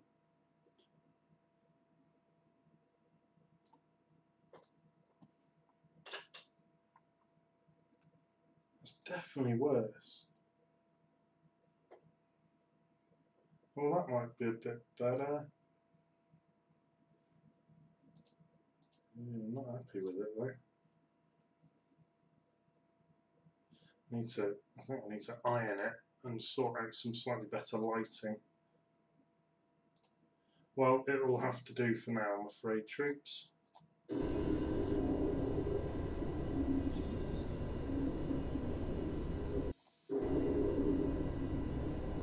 This was what I couldn't do.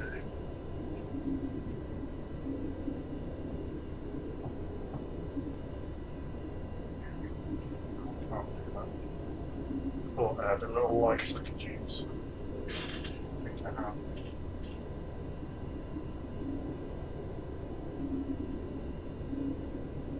This room's getting haunted.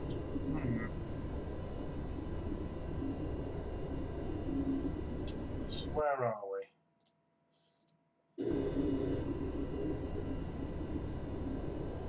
What's the wind at the moment? 193.36 knots. So we've got a tailwind. No, we haven't. We've got a headwind.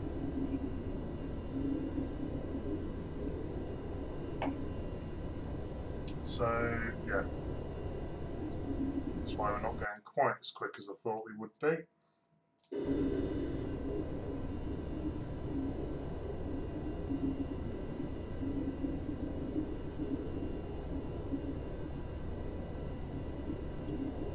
But we're getting there. We are certainly moving in the general direction of somewhere sunny.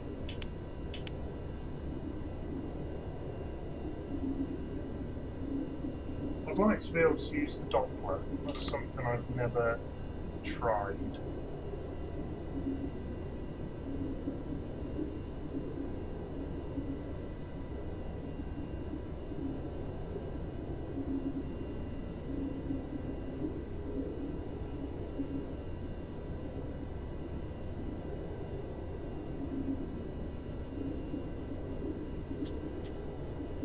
Okay. Oh, excuse me. Aye, aye, aye.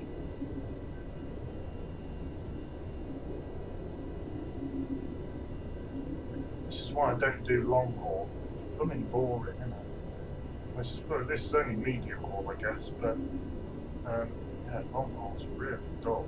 I can't speak English.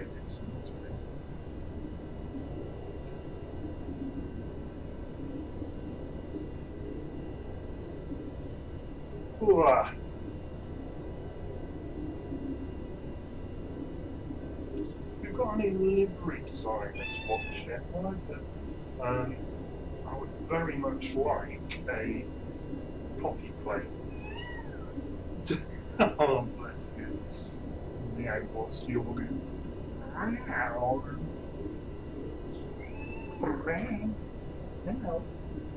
Come on, then. Come say hello.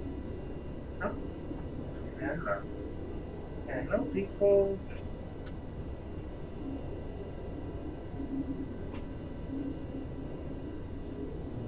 like that, don't you? Yeah. Like a good scratch.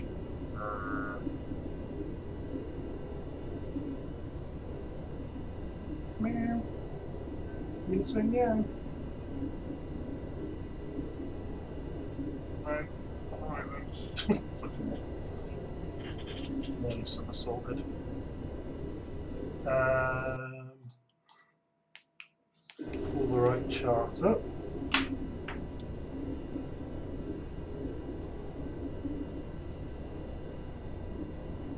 So plodding along. Map accuracy is still good. That'll drop out eventually. It's probably 120 mile DME, so we'll probably lose it round about there.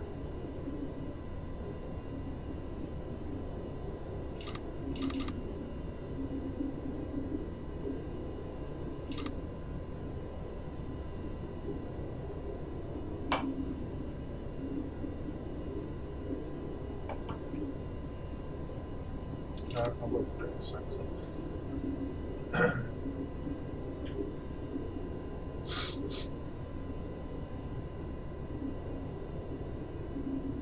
Kill an engine. Let's probably not do that.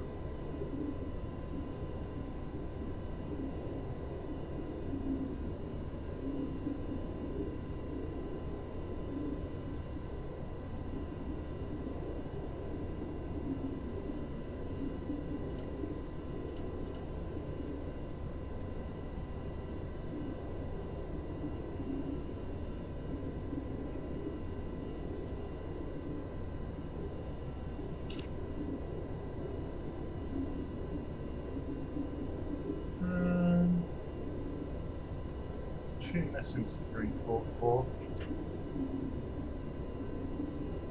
Just in case we have any issues on arrival, we can flick from the VOR approach to an MDB nice and easily then, because we'll have it on both ADFs.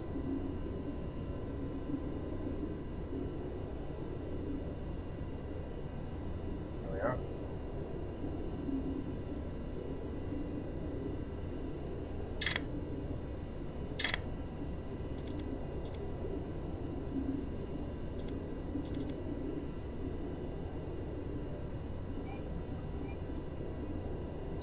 So long, and don't need to worry about any of that stuff.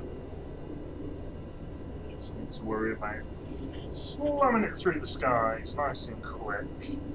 So we're sort of level with Bergerac at the moment, just north of Toulouse.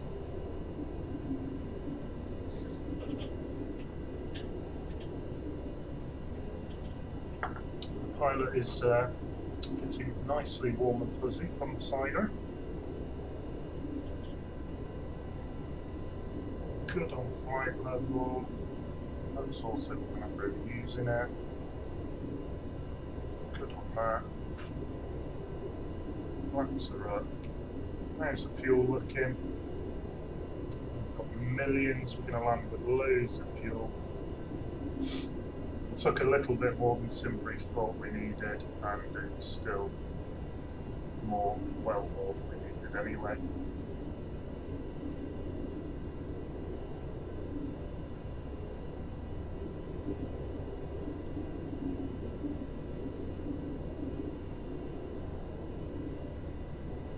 Flight time of 1 hour 30 so far. It's approximated at 2 hours, so we're probably going to be a little bit behind that because of this headwind.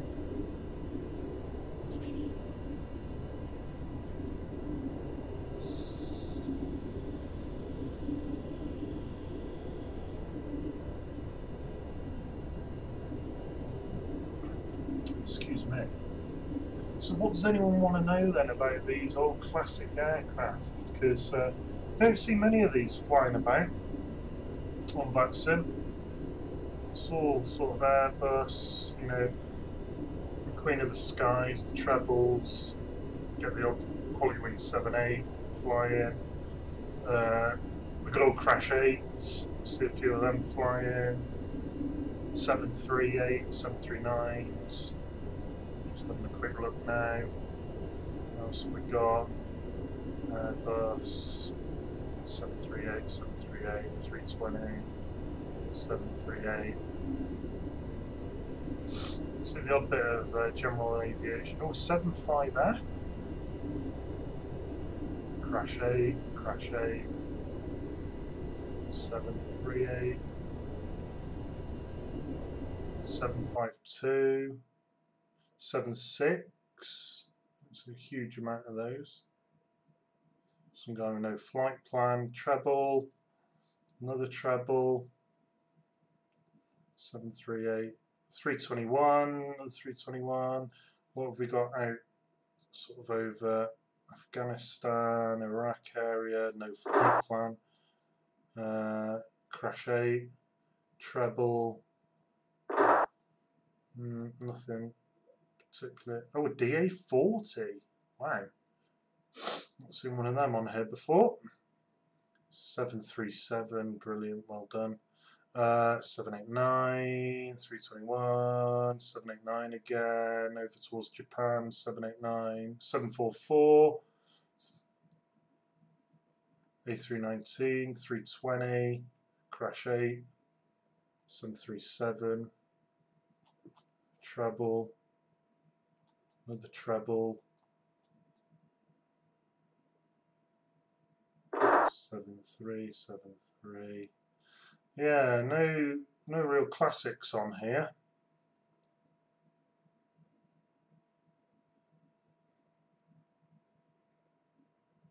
Oh, a B206, nice.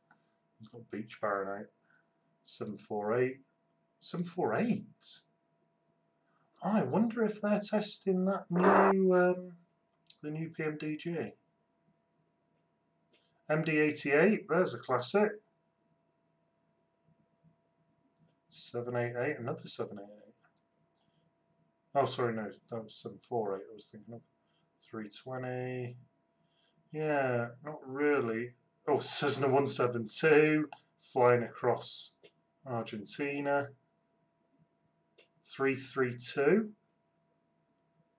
It's not quite classic, but it's getting there. I suppose they're still flying, really, aren't they? 7-4, treble.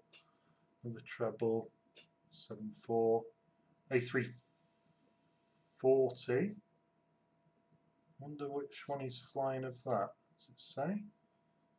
No. 7-4. There's no Concords. Embraer 170 flying over Atlanta. 752. That's a classic, really. I'll take that. 1 CRJ. Another treble, yeah. So looks like we're the only classic flying that I can see, at least, anyway. So do we like this? Have you seen my video of the landing the 747-200, so the classic Boeing jumbo jet, and doing the circling approach at Innsbruck? That's quite amusing. I do actually land it. And you can tell it's real by the look on my face. I look like a guppy fish at feeding time. Can't believe I got that thing down. It's a miracle. So,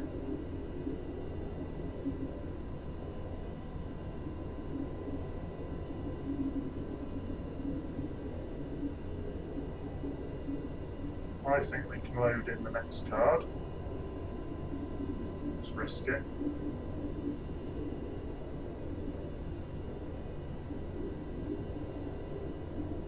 Ready.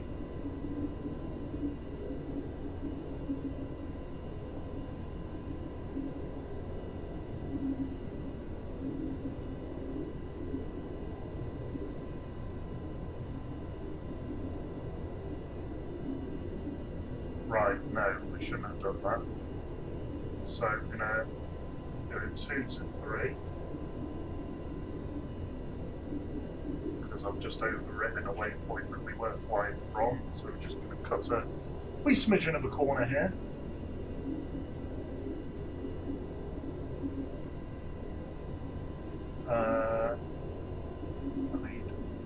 max go away. There we go. 6, 7, 8, 9. Right, so we're loading in at 2. Still got good accuracy, but we've lost the DME, so that will drop now. Or this number will increase, so our error will increase.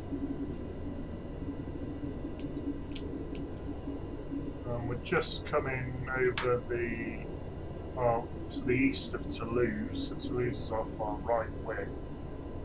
Well, we're not going to see it because of that cloud. So probably about 15 minutes, something like that, 20 minutes maybe from top of drop. There or thereabouts. I know I'm eyeballing it, to be honest with you. Again, we don't have a flight computer, so I can't tell you accurately. I have no idea. I can work it out, but that involves effort. And having to deal with Plan G's map, which is very, very slow because of the amount of data that's on it at the moment. Because I've not bothered optimising it. So I'll tell you what we'll do. We'll have a quick comfort break. Boink. And I will be right back.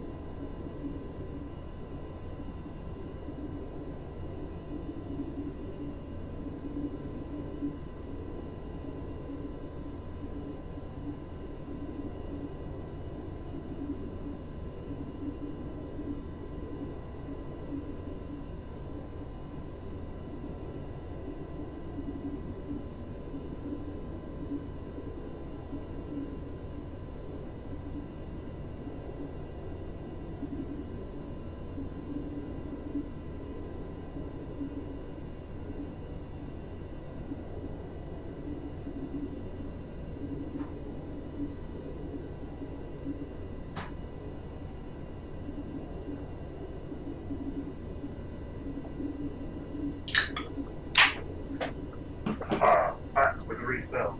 Oh, wait, restream's gone mental. Is that going to settle down? Yes, it is. Alright, so Mach 0.82, looking good. Nav accuracy's getting worse, as we expect, because we're not keyed into anything. Fuel is still good, we've got loads of fuel in the wing tanks. So, let's have a look. Menorca, 112.6.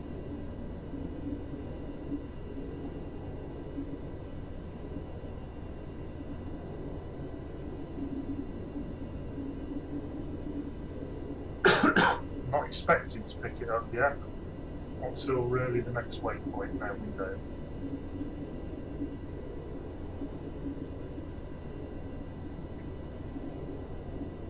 And we do. Oh, let's turn that off. We out.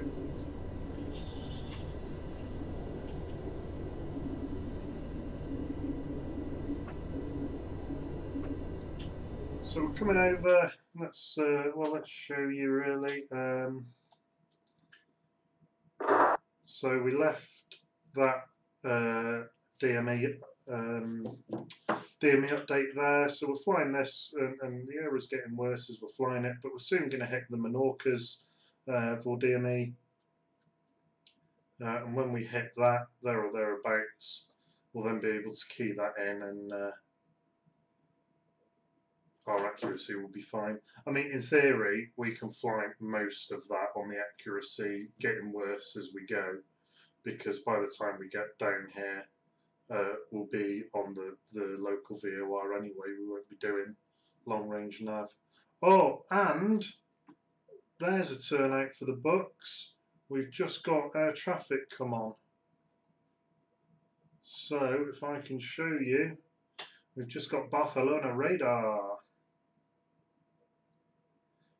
Guillermo Striddles. Anything interesting? Yeah, so we're going to get full service into Menorca now then. Oh, well that's good.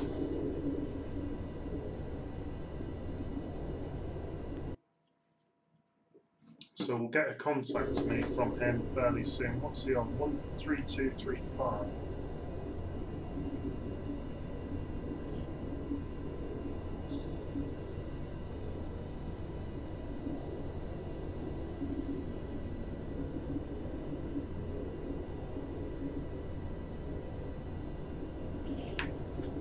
So, like most flight sim controllers, you won't realise that we're in an aircraft that's not capable of doing ILS. So it'll probably give us an ILS approach, which we'll then have to refuse, and we'll probably ask for a vectored approach, seeing as he's on.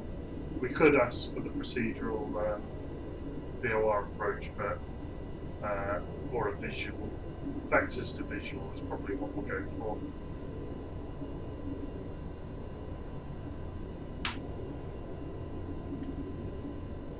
So no DME yet, but I'm not panicking. I mean, that can go sort of up to 65 really before I start worrying.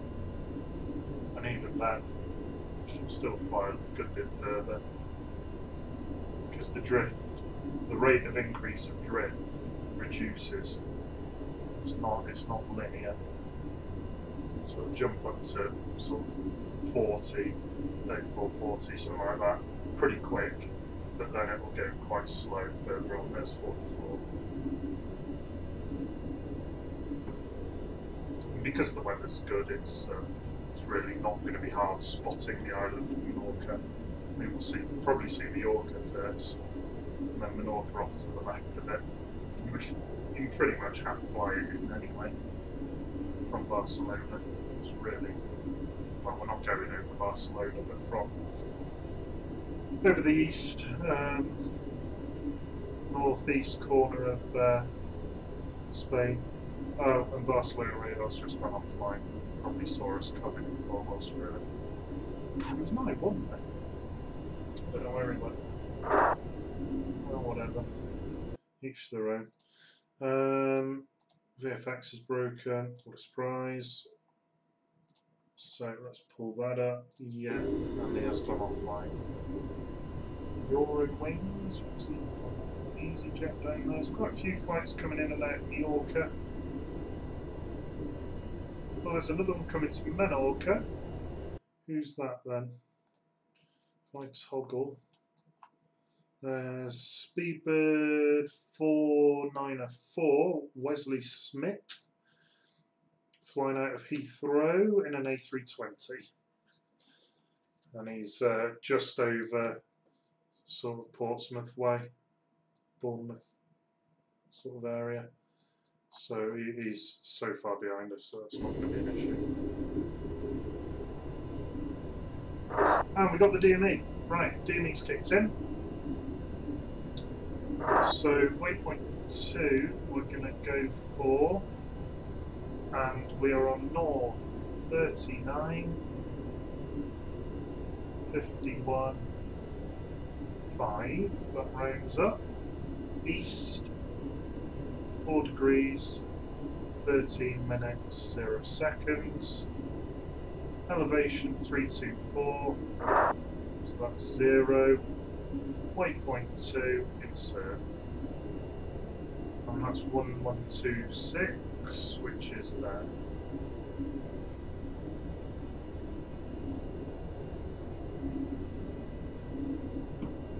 So it picks it up.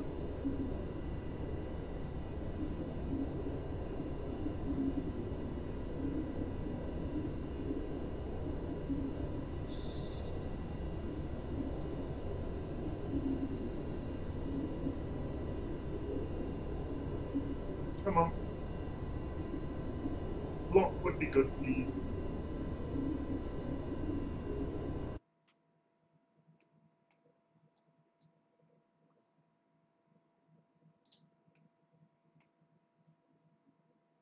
So I've just tabbed out for a second.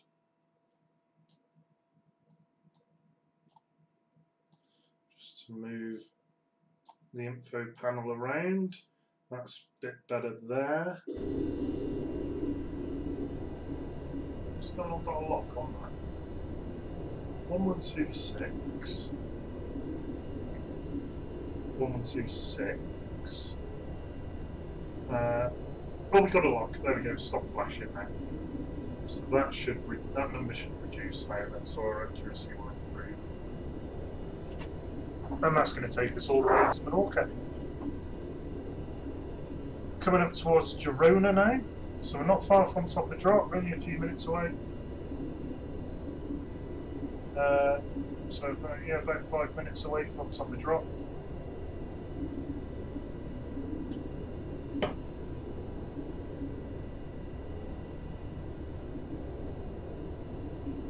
And this aircraft does actually drop a bit like a brick, so we do have a Thomas Cook coming in from Istanbul into Palma de Mallorca. So he's coming east to west. Now, he may cause a slight issue. There we go, nav accuracy is improving now. The error's reducing. We'll get a fresh METAR, so LEMH 240, 6 knots, QNH 1010. Temperature 24 degrees, so still only 4 degrees hotter than Manchester was 2 hours ago. Not ideal.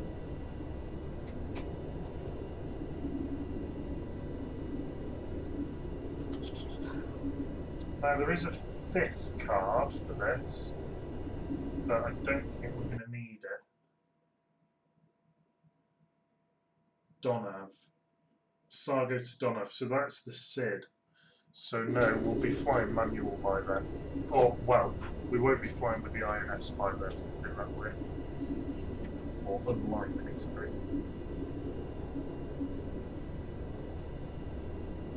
Try and fly the DME arc using the turn coordinator, but I'm not very good with this. So we'll see how well that goes.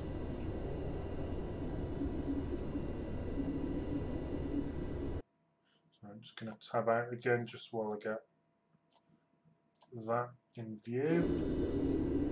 Excellent. So shall we have a look at the charts again?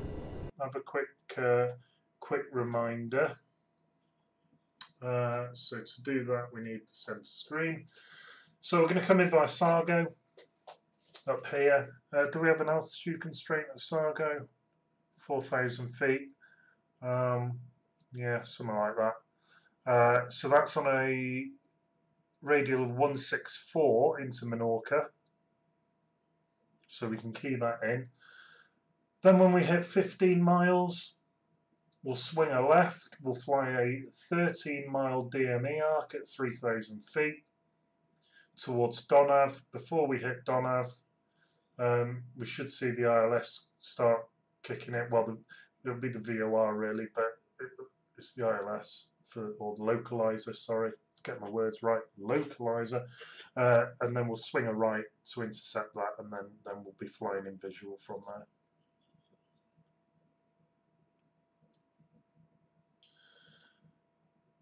If we do the VOR procedural approach, so if we don't have visual, we will fly in at 1800 feet, sorry, 2500, down to be at 2300 over Menorca.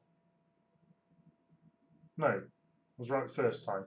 So it'll be 3000 over Donav, down to 2500 over Menorca, swing a 180 right, onto heading of 010 degrees, drop us down to 1800 feet, swing a right again at 1800 onto the localizer, but we shouldn't need to do that. So I'm just going to sort these screens out. That could be better.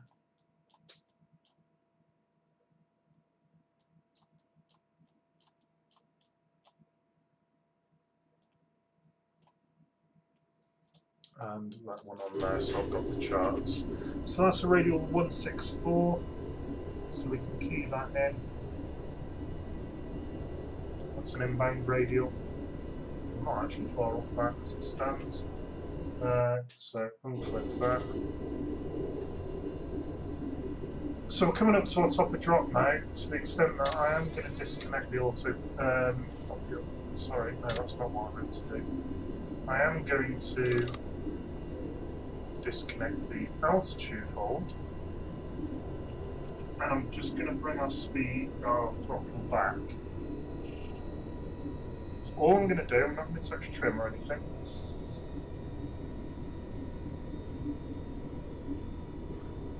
Victor, hello mate, how's it going? We've just hit top of drop, heading towards Menorca.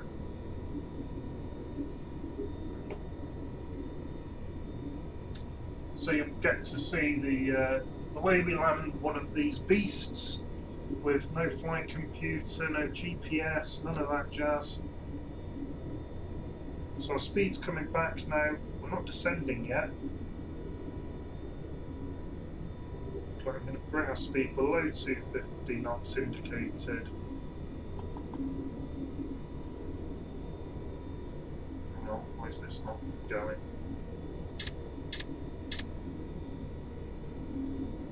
There we go. Bit buggy. And then I'm going to try and maintain speed with our pitch angle. So that means we can bring our radar tilt down, we can bring the flight director down.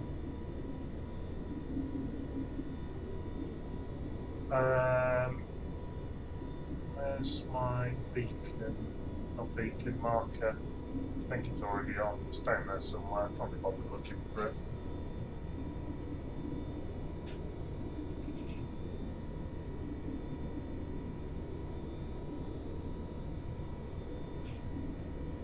So we're now descending. I can probably descend a bit more than that just to try and increase the speed. I want it around 250 knots-ish. So that's top of drop, so we'll give the cabin a ping if they haven't tweaked the engine noise change. Good on fuel, yes we are. We've got bags of fuel so we can go around if need be, that's not an issue. Oop. Fuel heaters can stay on for the moment, just while it's still I mean it's minus 28 degrees outside, so they can stay on for a little bit. Nav accuracy is really good now. Next waypoint, pretty much there, 4 miles.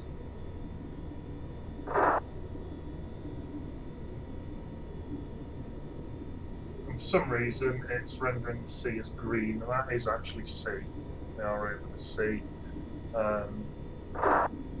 Girona's behind us. Barcelona is off to the right hand side over here somewhere. Barcelona. bring that down, not that it seems to work in any way, shape or form. And pull that sim back up just in case a controller comes on. Doesn't look like he is. Or she.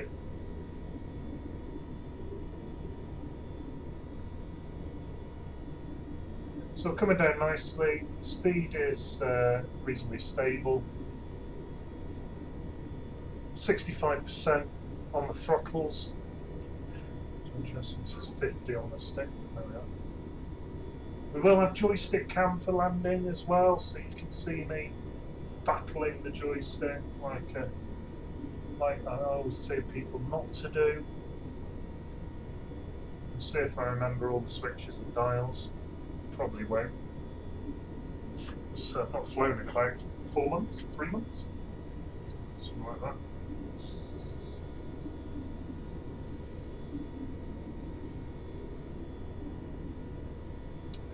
Now, excuse me, burning my lungs. No traffic to worry about. It's just that one coming right to left. Sorry, left to right. But I think he's going to get in ahead of us. He's not going into Menorca, he's going to Menorca. But his flight path will cross right in front of us, so we might see him actually.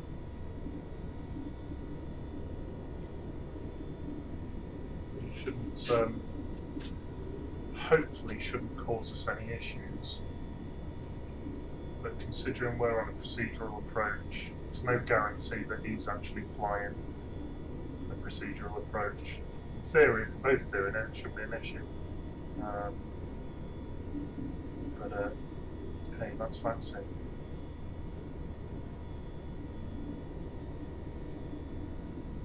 Just going to bring this up a smidge to more like 1800 feet a minute.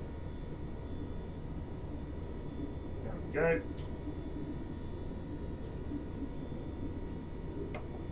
It's probably a bit key. A tiny bit. So yeah, we got new. So the autopilot's very, very basic. Pretty much got a pitch hold, which is what we're in at the moment.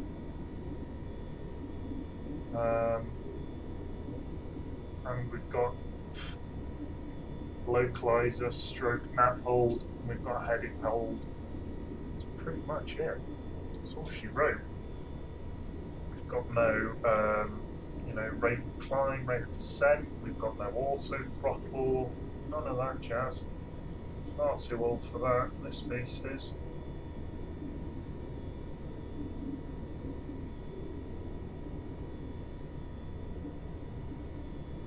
So we're still nice and high though. And the speed's back now, which is good. Oh, sorry, ears. Speed's nicely back now, so that gives us much more time to plan and execute our descent and approach. So the important thing for these is don't go into your descent at full throttle. Bring the throttle back, maintain height, so your speed reduces and then descend. Because if you try and descend and then pull your throttle back, you'll never actually bleed that speed off. And you'll come in far too quick, and it just doesn't give you as much thinking time. And you have to, I mean, you can get away with it because you can just stabilise it, so you can drop your flaps early, you can use the lever of shame, speed brakes, air brakes. But yeah, if we're doing it sort of reasonably sensibly, which is what I'm trying to do, you let that speed drop off first, which in this aircraft will give you a bit of wing rock until you drop the nose. But we're all right here, it's just the odd wind gust that's making it rock at the moment. So it's not wind rock in terms of stability of the aircraft. Probably want that out. Well, we're not going to be landing into the sun anyway. The sun's going to be off our right hand side. So it's late evening now, really.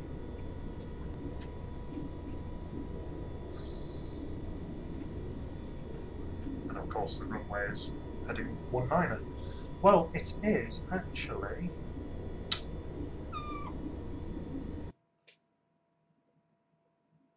Is it 19 on the dot? That doesn't seem overly convincing. I think it is actually, or near enough for me to care. No, it's 18. Hang on, 188.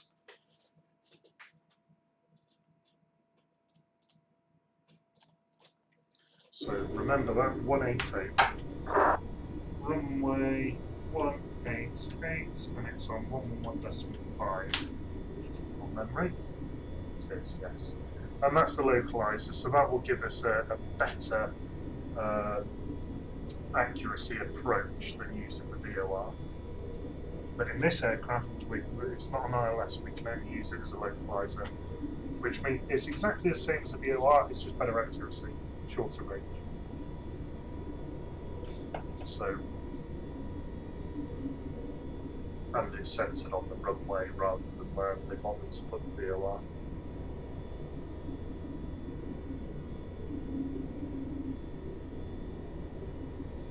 So we're coming in towards Sargo then, that's our next waypoint. When we hit Sargo,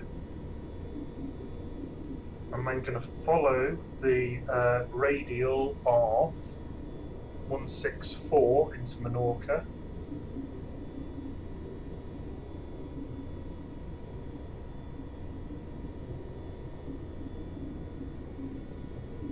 I think I can see Menorca off the nose here. I think it's this bit there. And the runway's off as we look far side on the left. So we're getting reasonably close to Stabby at the joystick, so I'm going to, before I forget, put joystick cam on. That means you're not going to see the autopilot, so I'll tell you what I'll do. If I drag that over there, you can see that now, can't you? Happy days. Right. So we should be in all the way now, pretty much. Coming up to flight level 200. Still need to drop a good bit of height to get down to Sargo, but I'm not overly worried just yet. Speed has crept up, so I'm going to pull the engines back a bit more. Again, thinking about speed is time. So the lower your speed, the more time you have. If you have more time, you can descend, you can, you know, line up, you can do all the good things you need to do in approach.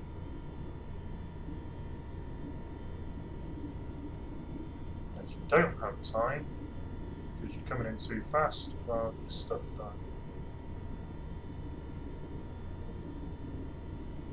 So 60 miles to go, so we're actually doing pretty good here.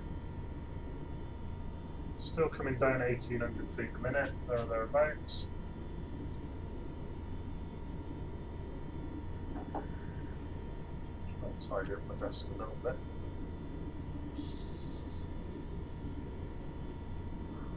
Desk isn't normally this tidy, by the way. Not by a blooming long shot, it's only because I've literally only moved this downstairs yesterday.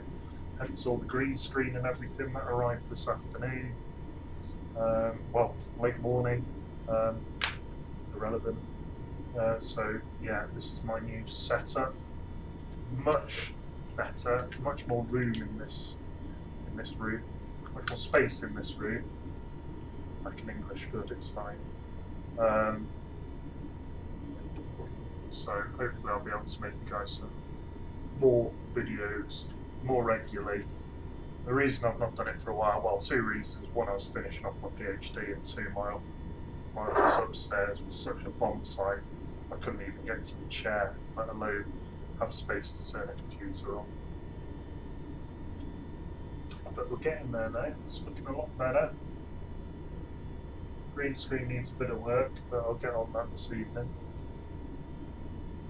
Or we might do the return flight. Anyone keen on the return flight? Yay, nay? Put something in the chat. Chat's very quiet. Coming up to Sargo then. How far have we got? 12 miles. They are coming down quite nicely. We're not going to hit the 4,000 altitude suggestion on the arrival, but that's alright. We're below 250 knots. That was the key thing that I was worried about, was the speed.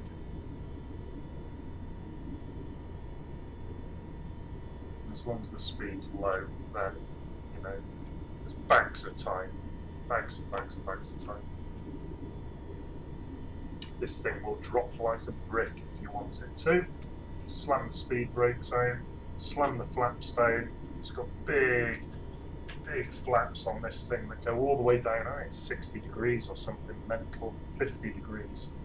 Yeah, so, you know, it's like pretty big barn doors. I mean, it's bigger than a barn door, and it just stops you dead. You end up coming in with like 80% throttle on just to maintain speed.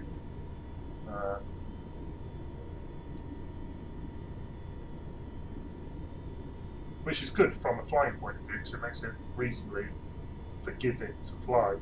Not good from a noise point of view, and this aircraft was not known for keeping the local residents happy, because it is not quiet. Low bypass ratio, turbofan, 4 very loud engines, very old engines. It is not a quiet aircraft. So down we come. Rate of descent, you can just nudge the pitch down a little bit more, pitch hold. Just trying to maintain a decent rate of descent. We're almost above Sargo now, 3 miles. Close enough. We can see Menorca now in front of us. And as soon as we hit Sargo, I'm going to flick to low, VOR hold. I'm going to flick to it now. Got a VOR lock.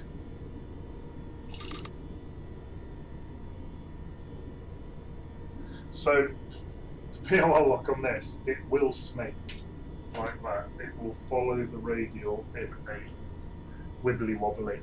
So you have to just be a little bit ahead of your game on this. To the extent that actually I'm going to anticipate it, because I know what it's like. And it tries to turn into the radial a little bit too aggressive. There's flight level 110. Speed's still pretty good. So we don't need the INS anymore, so we can get rid of that.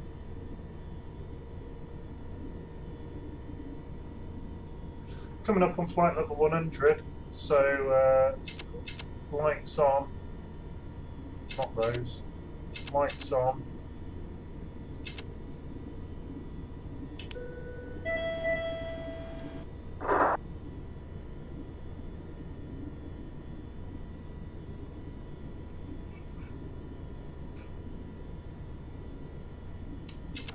In fact, no, we don't need to do that just yet. It's a bit premature. Fuel heaters can come off, we don't need them now. Rest is good. Rest is muy bueno. That should be on normal. Just got to watch that speed, because that could get away from us. Go to VOR lock now. It's going to be able to do that. So we're pretty much going to be going due east when we hit the 15 DME. So we're at 30 DME at the moment, following this radial. So if I show you this, risk of not seeing what's going on. Bosh. I've got a pointer on here, so we can see our accuracy is not great. So we're going to fly into 15 DME, swing a left to a 13 DME arc, and then intercept the localizer. But I'm going to try not to look at that and try and only look at the instruments because that's all I really care about. So I'm still descending, so we're a bit high.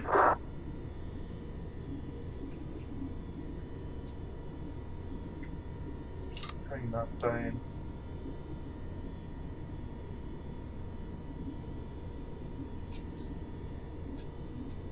I'm going to try and use this turn coordinator, but I'm not feeling overly confident.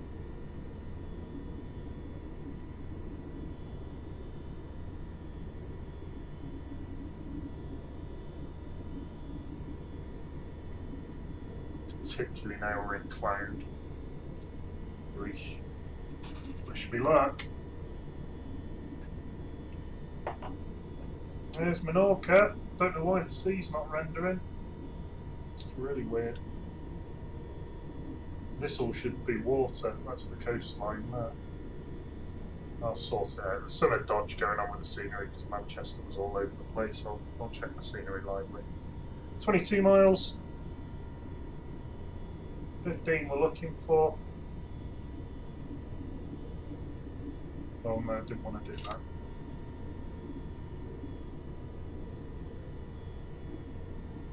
Coming up on 5,000 feet, we're looking for 3,000 now.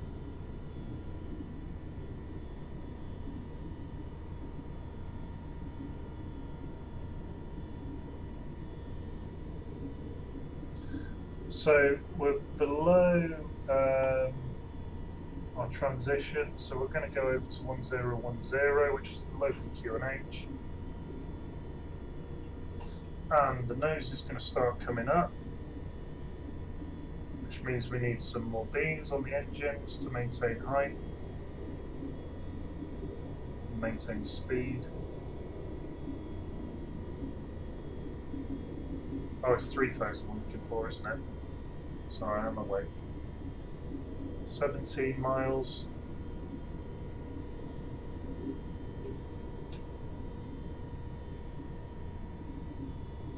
No auto spoilers either in this. 16 miles.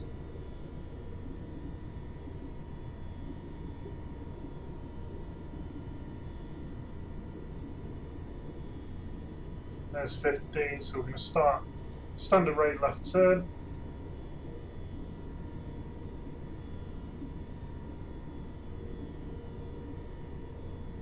Which means I can flick over to the localizer of 111.5.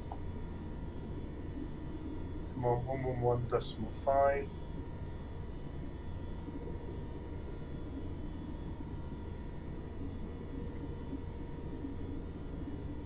It's not quite a standard rate turn, is it? More like that. And then out hold.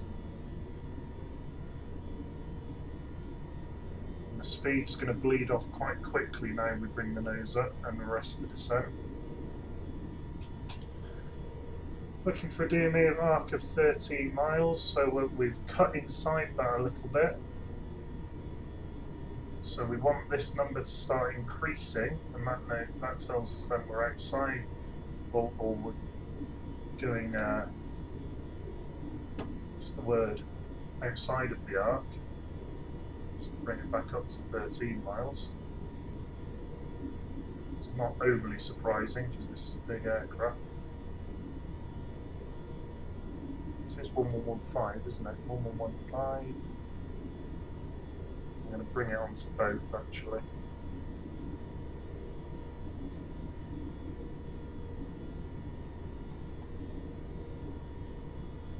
In fact, no, I didn't want to do that because I was using that for the DME. So there's 13 miles. Probably going to swing a right roundabout now.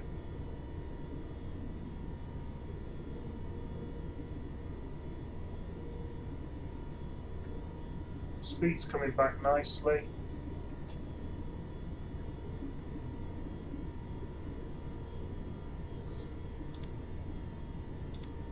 So we're going to extend the lights.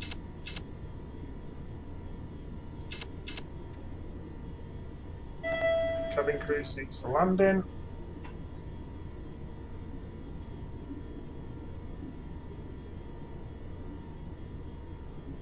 hoping to see the runway down there somewhere. Clearly the ILS or the localizer's not working. Or for some reason we're out of range of it. But because I've got it keyed in, what was it, 188.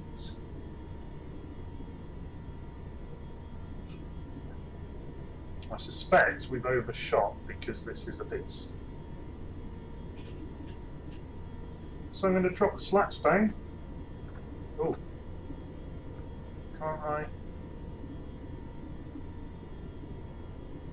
Yeah, 14 degrees. And that's going to bring the drag in quite a bit. So I think we're overshot, so I'm going to turn beyond. And yeah, I did just cheat by having a look. Bring the turn back to 0, so that's a reasonable sort of 25 degrees intercept.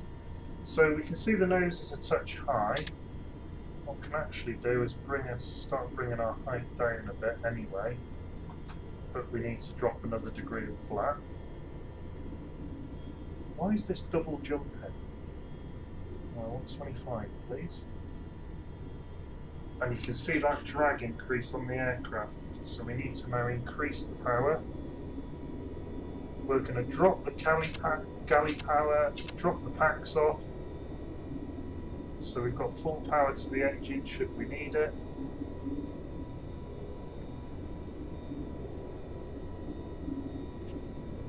And we're looking for the runway. What's our descent that we want to get to? 1800 feet.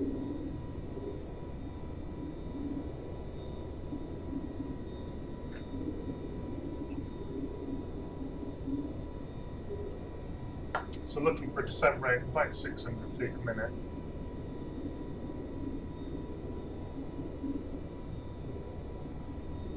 Around about that.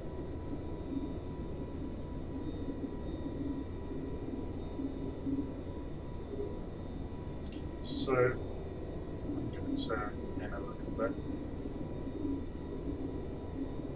Oh, there it is. Okay, so we're visual now. For some reason the localizer's having none of it.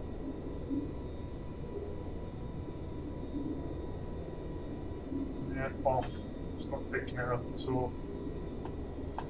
So actually, I'm going to go manual.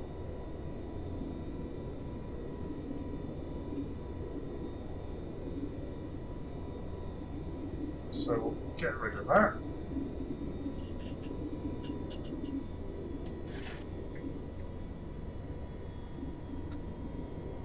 We're going to come in for a stabilised approach.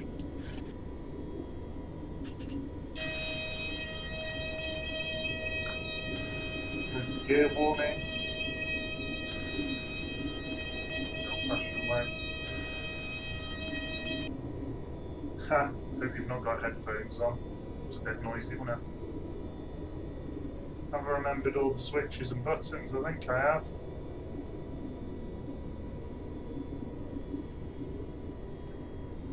We can go to an outside view. Look at those barn doors for flats. Look at that.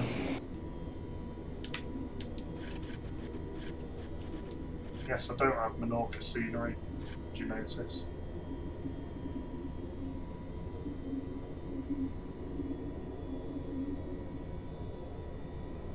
Watching that speed, trying to get centred on the runway because at the moment I'm blocking miles off. Feet on the pedals might help as well because we do have a bit of crosswind. Remember, no auto brake, no auto spoiler, so I am going to be manual brakes, manual spoilers, manual reverse, the lot.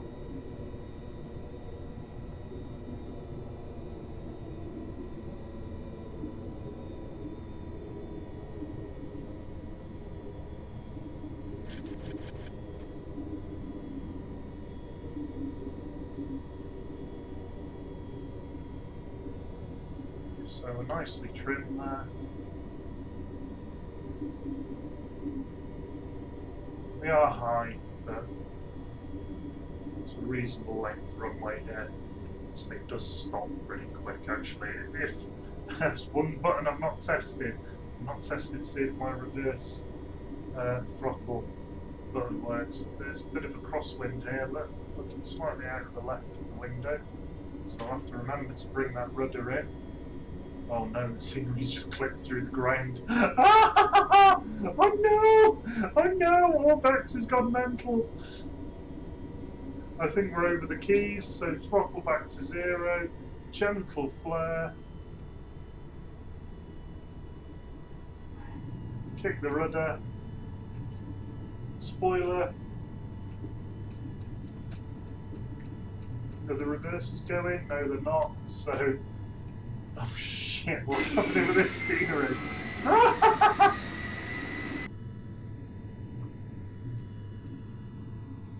Why aren't the reverses going? I'm pressing the button.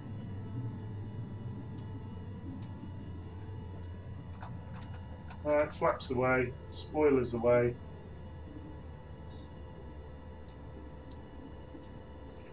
Oh dear. Lights off. And retract. Oops.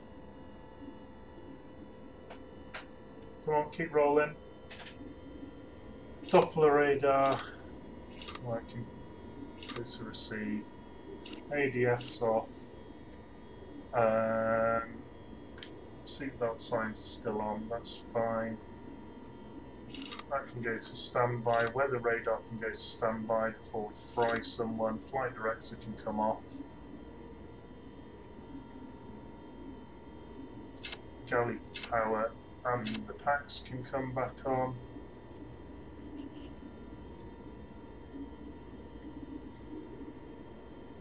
I think we're just going to end up parking somewhere random, you know.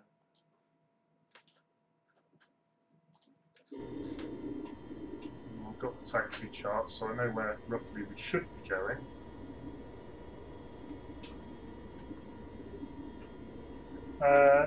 So that can come off now. Weather radar doesn't even need to be on anymore. I can just see a bit of taxiway. Ah, this is hilarious. Oh wow. Who'd have thought moving a computer from one room to another would break FSX scenery? Madness. Absolute madness.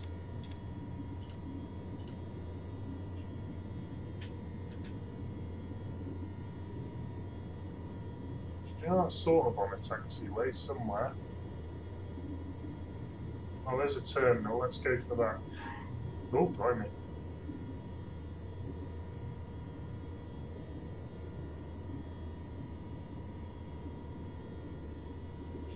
Yeah, don't worry guys, this will be sorted. I promise you, because this is thoroughly embarrassing.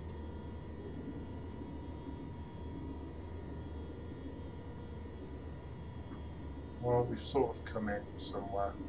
Let's go in. Let's not park in that tree. Let's go and park. Oh, I don't know. I'm just going to stick it here, you know. That's what she said.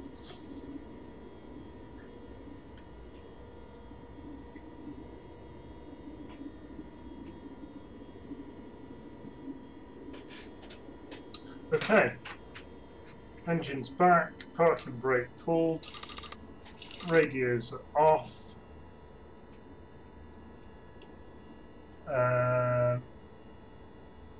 Engines are still running for the moment, so we will go sim icons. We'll connect our external power up, wheel chocks. We can flick over to ground power. Valves are open. That's fine, which means I can go external power on there, and we can kill the engines.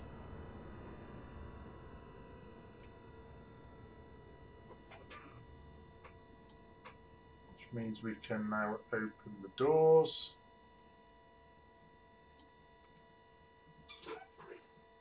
And kill some of these lights.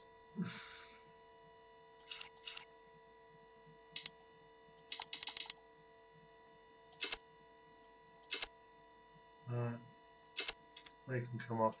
You know what, I'm not even going to do the full shutdown because life is too short. So that's that done. We can clear. We've got, what else do we need to do? No, stud brake can go on. Those lights can come off. Those lights can come off. Doors should have probably been disarmed before I did that. Fuel pumps can come off.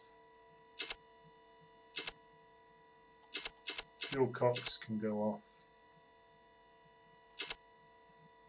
Turbo compressors can come off. And the rest of it's fine for now, really.